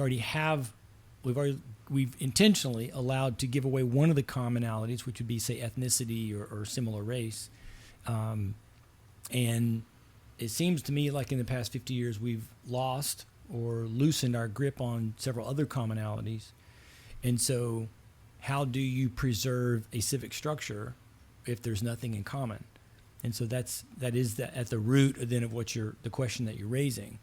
And we've made it this far, and prayerfully we can choose to come to, as Lincoln said, appeal to the better angels of our nature, and have that human to human conversation you and I are talking about. It just was so large. It's just so difficult to do at the size that we are. So here's the challenge then, as I see it, and I have to call white people out, and I want to make something perfectly clear. I don't even think it sounds right to say I'm proud I'm white, because I had nothing to do with it. It's not like I made myself white. It's what I am. But I'm certainly not embarrassed about being white. Sure.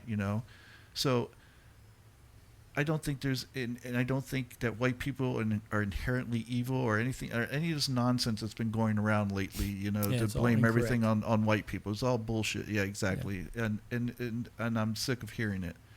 But on the other hand, I hear white people go, well, I don't see color. Well, if you don't see color, then that means everyone in this country you see as an American. So why do you care if the majority of people are Hispanic, if they're Americans? If that's all you care about and you don't see color, why do you care? Maybe they don't. They do. I mean, at least I'm going by our leaders. Okay, but like you've said more than once, maybe our leaders don't really represent us. I don't know. I said this. I said we have the leaders we deserve because we refuse to wake up and stop buying into their BS. Look, how does Mitch McConnell keep getting reelected in frickin' Kentucky?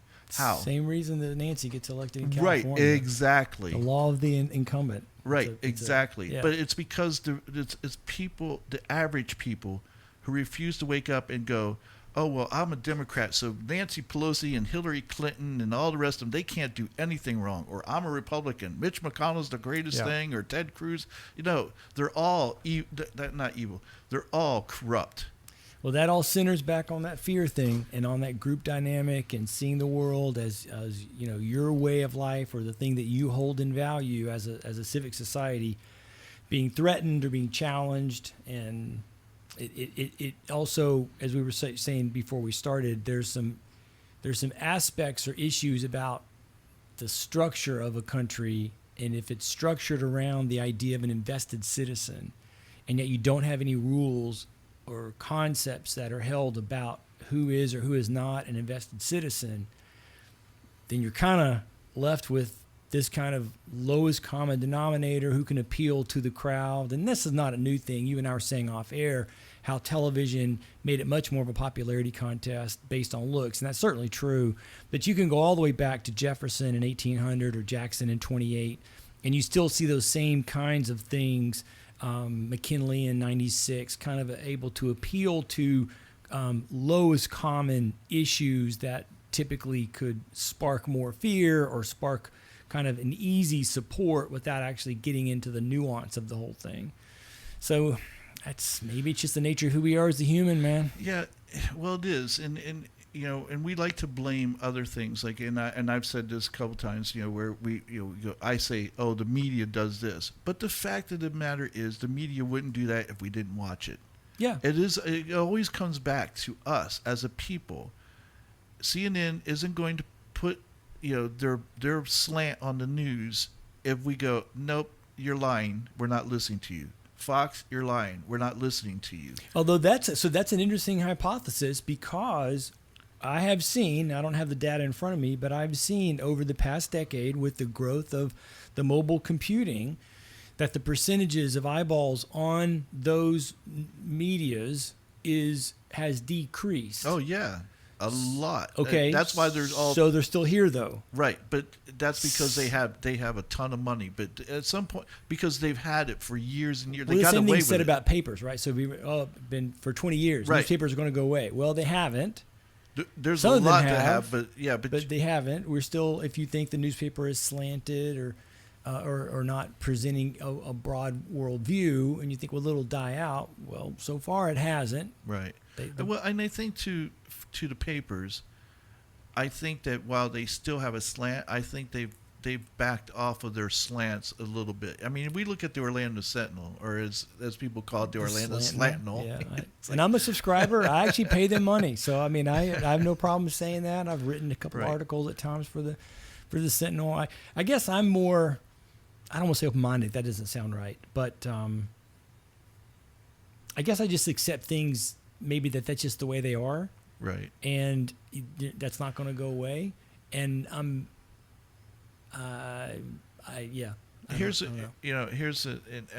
know we've gotten a little off the Roe v. Wade. I think we've kind of discussed it. I do want to ask you a question before we ended about Roe v. Wade, but I do want to say this. When I give attention to any sort of news agency, and I mean online agency or whatever I may listen to, there's a couple things I look for. One is that the person admits, look, this is going to have a slant to it. It's because it's my personal slant. These are my beliefs. These are the things that I see the world through. This is how I see the world. Now, with that in mind, I'm going to do my very best job to always report the facts. That's not to say that I might not put my own little slant after I put the facts and go, well, these are the facts, but I think this or that. Because I know that person is being as honest as they possibly can. They're a good faith actor who's doing their best job to report the news as it is and report facts as it is, and admitting that even with that, they'll probably have a little slant to it because they're going to have some biases. What I won't do is watch anybody who pretends to be, all fair, it's like, you're not. And if you were being honest, even the little bit, you'd know you couldn't possibly be, even if you wanted to be. Yeah. Because those are the people who are trying to deceive you the most. Yeah. So The only thing you could do, and what I've told students who've asked me what should I do, is that, well, I try to look at multiple sites. right, and that's So exactly just- what I do. And I don't linger on any one of them for very long. So maybe someone would say, well, you're ill-informed. But I'm going to CNN, I'm going to Fox, I'm going to BBC, maybe sometimes looking at Wall Street Journal, maybe the Washington Post. See, and I just get kinda away from those, and I glancing go. through just to see like what's there, and then you see all other kinds of reportings of different groups and individuals. What I found is like I go to the internet, and so like I listen to Breaking Points with Sagar and Crystal Ball. I listen to Kyle Kalinske from the Secular Report. I listen, but here's the thing: I don't always agree with them, and Yeah. it's okay. And Sagar and Crystal are one's Republican, one's Democrat, and Yeah, that's the way to do it. The thing is, they don't fight each other. They call out their own sides Yeah. along, and so that's what makes it so beautiful. Is because when you used to have Combs and Hannity, they Oh, would just wow, that's fight, going way and back. that was a joke because Combs was such a puss that he would never say anything. I was like, that's so unfair, to Wow, put someone that's like like him up there. Early 2000s, right? And when My Jon gosh. Stewart came out and called them out and said, "Yeah, this is a joke," he I was remember absolutely that. That was a right. great clip. Yeah. that was a great clip. Yeah, so I look at different sites, and there's some sites that like they started off where I thought, oh, okay, they're being as honest as they can, and I caught them not being honest, and then I go, I don't have any more use for you because as soon as you lie one time, I can't trust you ever again. So if you're going to do the news, be honest in what you're saying, and don't put your own little twist on it to change the narrative because that's the narrative you like. Yeah. So, Well, if your listeners can just make sure you try to get a multitude of sources. Right. That goes back to when you were a student, and I tell this to my students all the time. It's like, you're going to have less chance for plagiarism, which we're not talking about plagiarism, but you're going to have less chance for plagiarism if you have used more than, say, 3 or 4 sources. If you get 3 or 4 sources and then you weave that together into your take. Same thing here. If CNN said this, or these guys said this, and this is the event I'm looking at, I'm trying to understand this kind of issue. You can find multiple sources, and you push yourself. For this, I went back and spent some time on Planned Parenthood's website, and then I spent some time on Right to Life's website, right? And so you want to be able to say, where am I getting my information Right. from a broad variety of sources that helps me stay balanced, because then I can see where it seems like maybe based on all the different sources, I'm getting a slant from one, but then I'm able to see through that, not always, but better once you have multiple sources.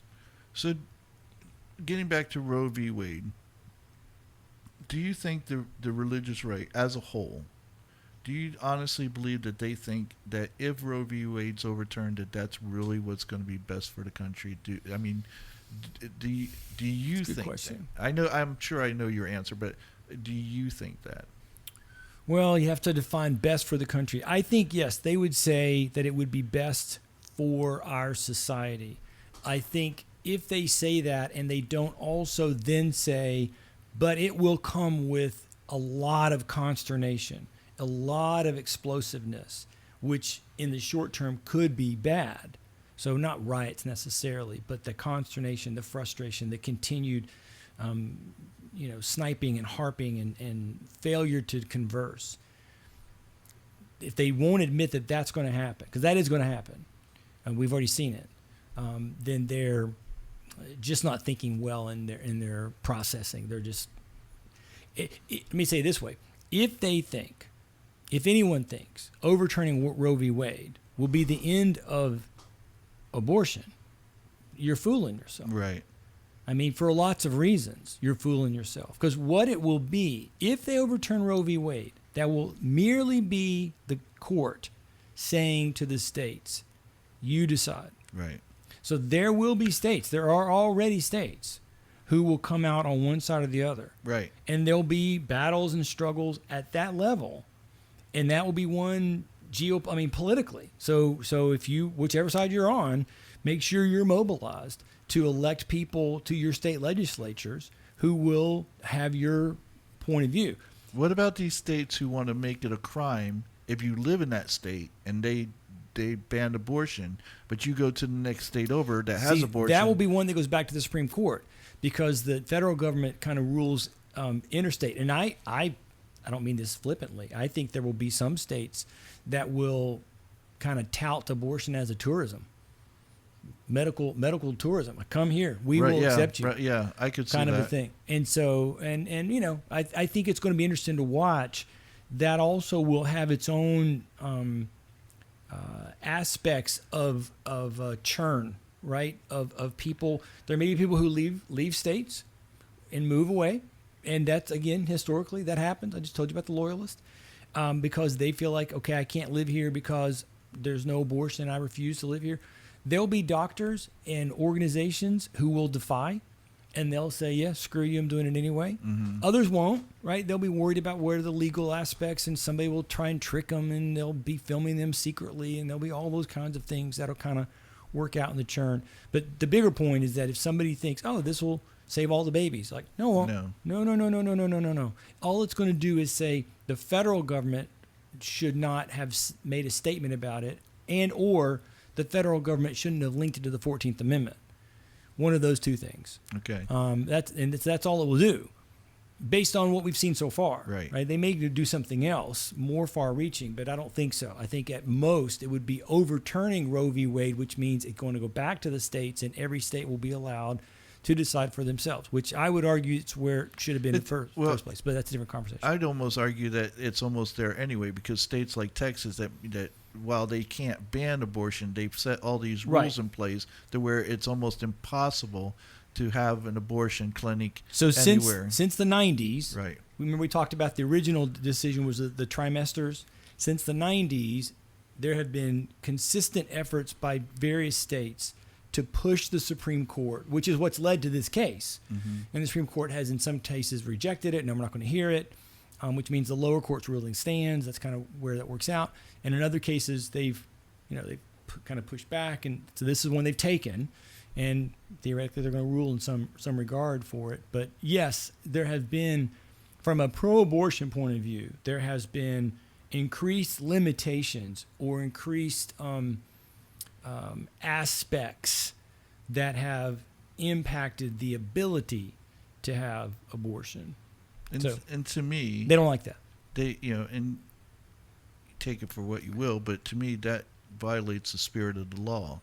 The law. Well, so hang on. There is no law. This is a part of the problem, right? There's no law. This is the whole issue of what's the role of the Supreme Court. So there's no law. There's a law that you can't stop a woman from having an no, abortion. No, there is no law. So so what the Supreme Court did. Now they do this a lot, particularly since the 14th Amendment. This is what people will call legislating from the bench, which is a whole different topic. But a law was, I've got it here. I think it was Texas. Yeah, I think it's pretty sure it's Texas. Roe, which is, of course, was a made-up name. She since came out. She ended up joining the pro-life side later. But anyway, was in Texas. And Texas had a law. And so she sued. And that I think there were like 4 or 5 other cases and that's what happens in the Supreme Court. They get a whole bunch of cases tossed to them. They don't look at most. If they can kind of lump them together, they do. In this case, they did, with Roe v. Wade being the principal case that's the name of the thing. And they ruled and said, that's unconstitutional. Texas's law is unconstitutional. And then, as we already talked about, they laid out their guidelines. Mm-hmm. So, just to give an example that most of us go, oh, well, I'm glad they did that, right? Brown v. Board's the same way, right? There's no law. That's why when the Supreme Court, with the Brown decision, said the state should move with, I think it's all due haste. Well, what does that mean? And last time I checked, I won't have the date in front of me, but in the first decade of the 21st century, Orange County was still in trouble with the federal system, meaning funding, right? Because it had still not, according to the federal system, complied with Brown v. Board, right? So you're like, wait a minute, what? He's like, yeah. So they made a ruling, but they still ruled from the bench. And in that case, they were overturning a previous law, the Plessy versus Ferguson ruling in the 1890s, right?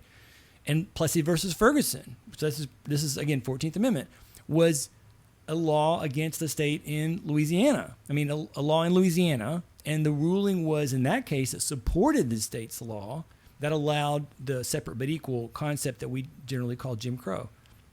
But there's no law about abortion. You're saying that you can't make it against because the law. the 9 people of the Supreme Court said you couldn't. Right. Okay. So there's no law, but there's no law.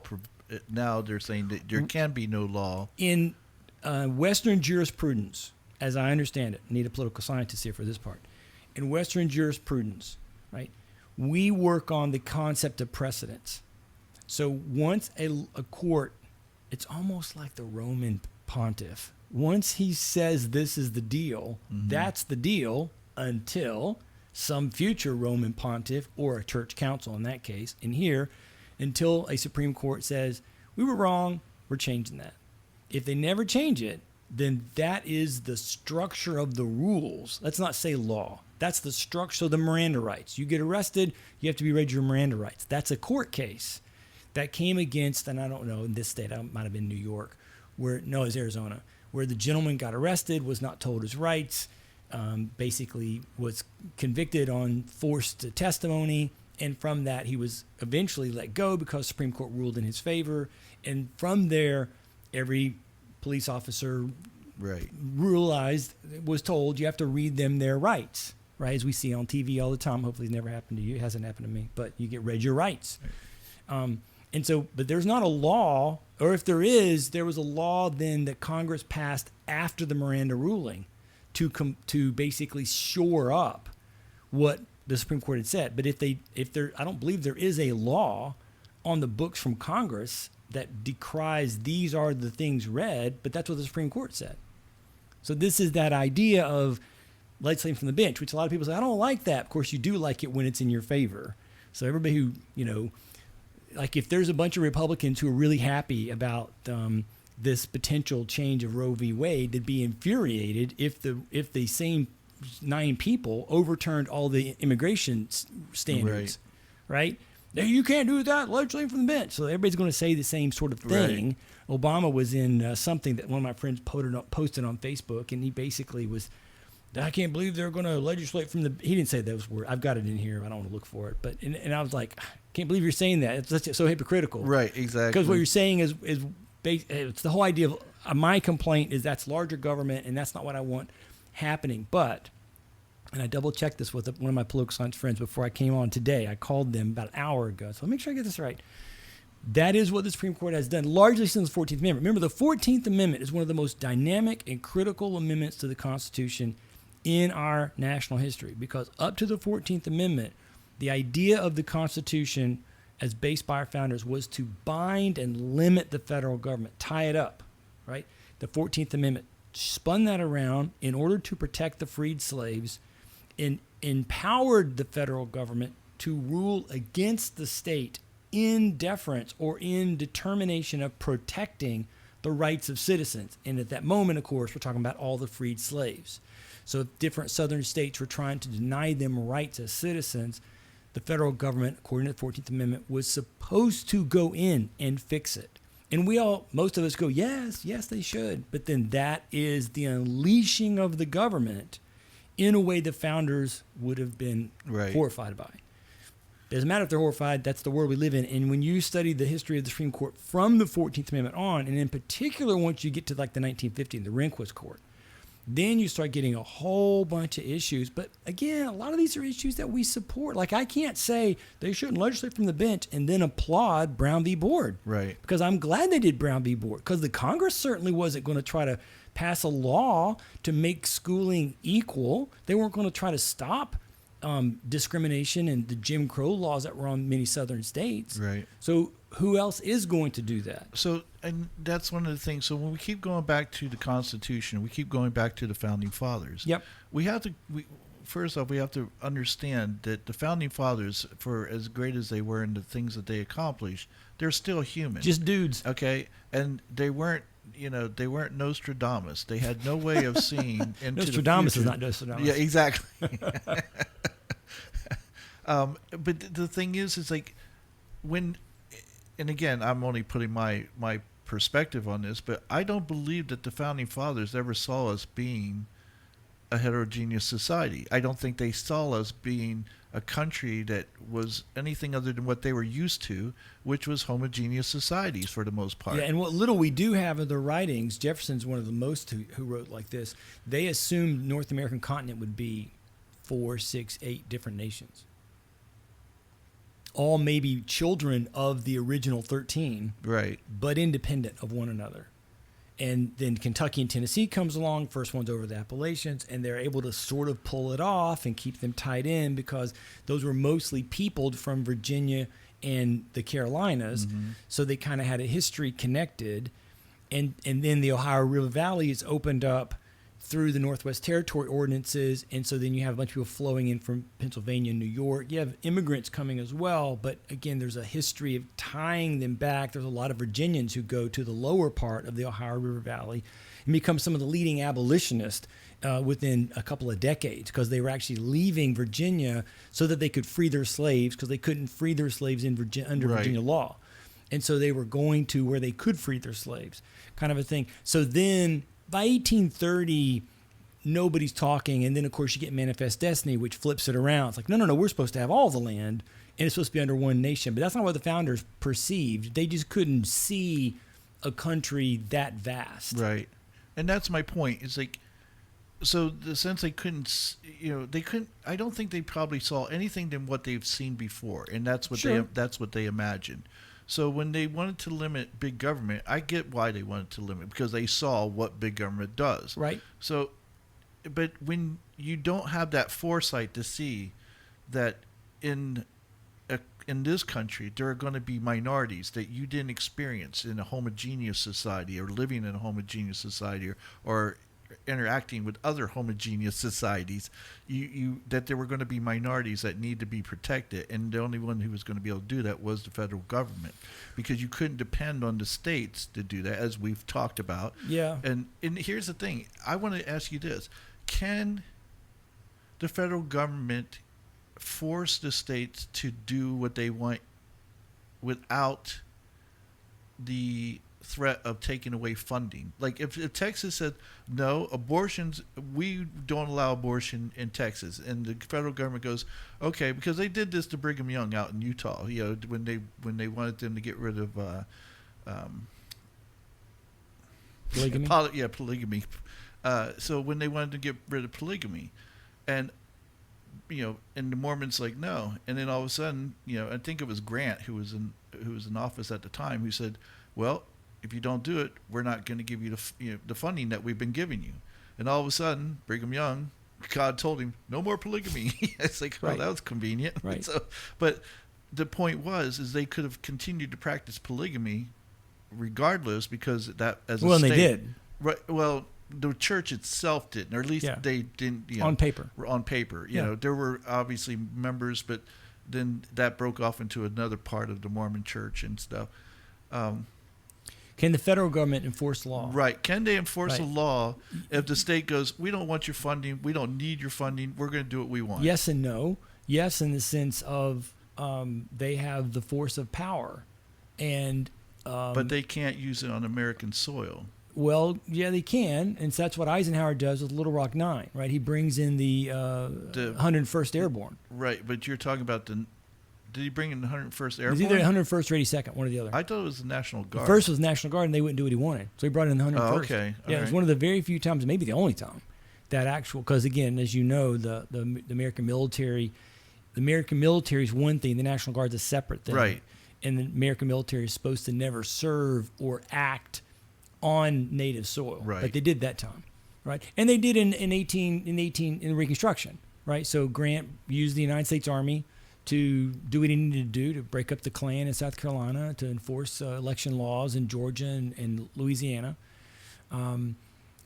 So they can. They don't typically want to. And the no then becomes, remind yourself, law, the idea of a system of law, this takes us back to worldview, right, is that we will agree to do it.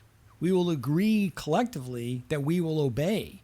And I have long said, all you have to do is watch the roads of any country to know whether or not it's a country that obeys its laws and has less corruption, or if it doesn't obey the laws and has high corruption. Meaning corruption, meaning kickbacks and to get things done, you have to pay somebody and all this kind of stuff. When you go to a lot of countries, up until recently, we were a country that largely obeyed the law, driving. And we still do, although if you've driven on the roads in the past, say, 10 years, you know increasingly that people do not. Even to the point of driving on the shoulders or motorcycles weaving between the lines. Oh, it's a traffic jam, so I don't want to sit here and I'm a motorcycle and go down there. As a bike rider, functionally you can, but as an American, you should not. Right. Because it's against the law, right? Well, so they can enforce law, but they can't because you have no metric by which you can make people do. You can make individuals because you can arrest them, right. but you can't arrest the entire state. All right. So when you say they can, do you mean they can just because of might, or absolutely, or can they do it legally? Well, but that is legally. So I mean, so the idea, remember, the society, the organization of the society, not the composite parts, have to have a monopoly on force. All right, but let me stop you just for a second because I'm kind of confused. Is it a law that you're not to use military force on native soil? I believe it is. Okay, so how does a president break the law? He's not above the law. So how does he break the law? Well, some of them are. Legally. Well, some of them think they are. Yeah. And we've allowed it to happen. Well, so work this out, right? So there's a law passed that allows abortion. Mm-hmm. And Texas says we refuse. Now, in our current day, all that would happen would be a bunch of legal mumbo jumbo and talking and lawyers making riches and money and all this kind of stuff. And that's the stuff that would happen. But let's just say in a hypothetical alternative universe, right? We're going to be more definitive and more proactive, right? So you pass this law, and either the governor or just cities say we refuse to do it. Then the president would federalize the National Guard to say we will make you. And well, they would first probably say to the law officials of the state, arrest all those people. And when the law officials say, well, we're not arresting the governor, we're not arresting these doctors, we won't do it, then he would federalize the National Guard. If that failed, he then would have a state in rebellion. And in a state in rebellion, you can use, in essence, the army, as I understand it. And that's what I think Eisenhower did, is that he had asked Governor Faubus, to use the Little Rock Police. And they asked the Little Rock Police for support. So Faubus brought in the Arkansas National Guard. So the National Guard comes in, but then they wouldn't actually arrest people. They did a little. You can see some footage. They are trying, but their heart's not in it, right? And that day, some of the children were almost lynched. And they got them out of the school in kind of the nick of time. And so Faubus says to Eisenhower, I can't handle it. I don't know what to do. And so Eisenhower tries to federalize the National Guard and basically, again, it's the chain of command. I'm in D.C. You go do this. What is that expecting? That's expecting the person that gets the order to obey. No differently than there's a octagonal red thing says stop, you stop. 2 a.m, you still stop. Nobody's got to be there. You'll just do it because you should. Back to worldview, like that. You just know in your heart that's what I should do. Shouldn't lie. Should stop at a stop sign. That kind of a thing. And they didn't do it. So finally he's like, screw it.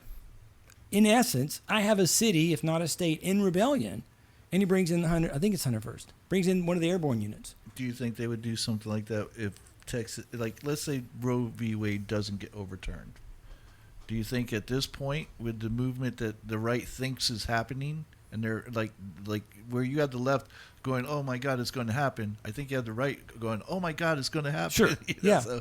So they both believe this is a done deal. Yeah. So if it isn't a done deal, do you think that if Texas decided to step up and go, well, in this state, abortions are no longer allowed, they would keep doing what's happening. So right now, and I should have written it down in front of me, there are several states on both sides of this issue.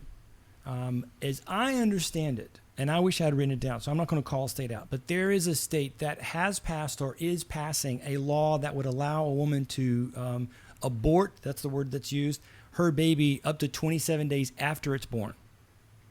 All right? So that's on the other side of the woman has a choice, and it's okay. It's breathing, it's viable, but still, right? Right. If you left it on the street, the baby's not viable, right? That's the argument, Right. right? So the woman doesn't want to deal with it, can't give it up for adoption. Then now again, just Google it because I may be not fully accurate on the information. And on the other side, there are states that are as close to localized banning of abortion as they possibly can without full out, we've banned abortion, right? So it's very narrow, it's very strict, and that will continue to happen. If these two things will continue to happen, which are both going to force the Supreme Court to make a stand, or the federal government to make a stand, which is what should happen. The Congress should do A or B, but they're not going to. No. So the court will have to make a ruling at some level.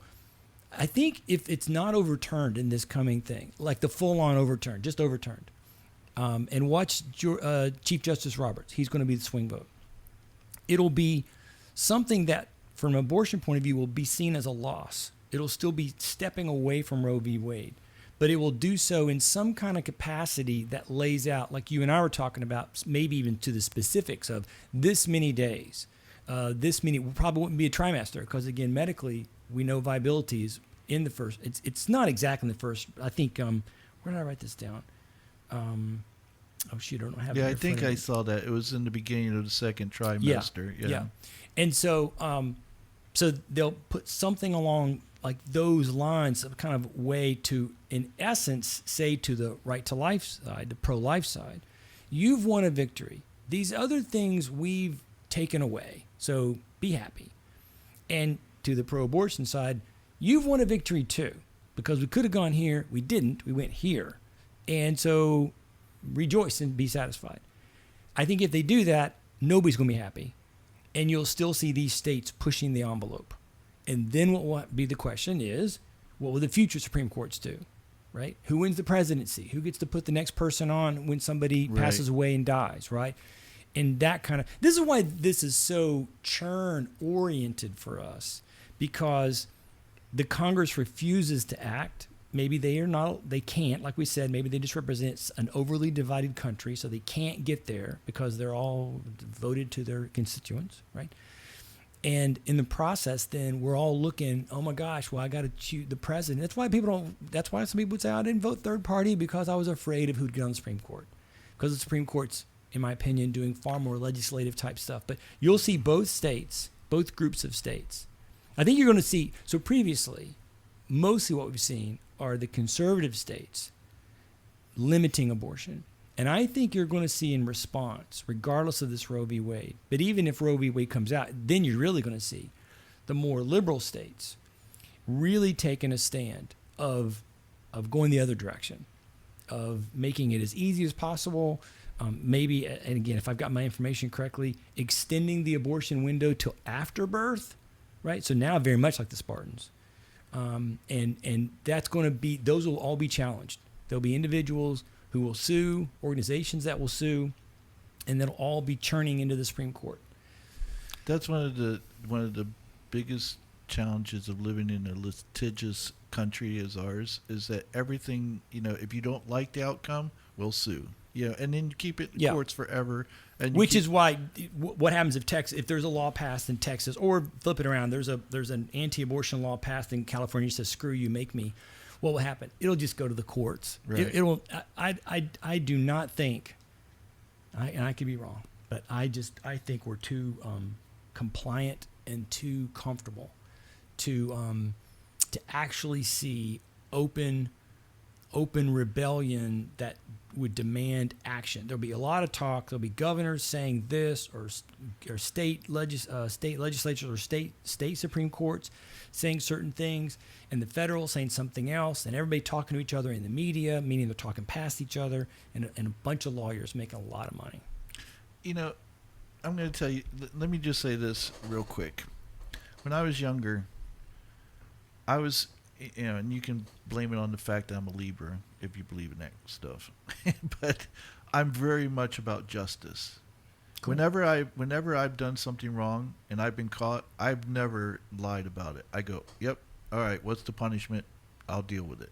It's just, I believe if you do the crime, you do the time, whatever it is, That's what you're supposed to do. That's what an honest person does. Okay. I had such a hard time dealing with people who weren't honest when I was a kid.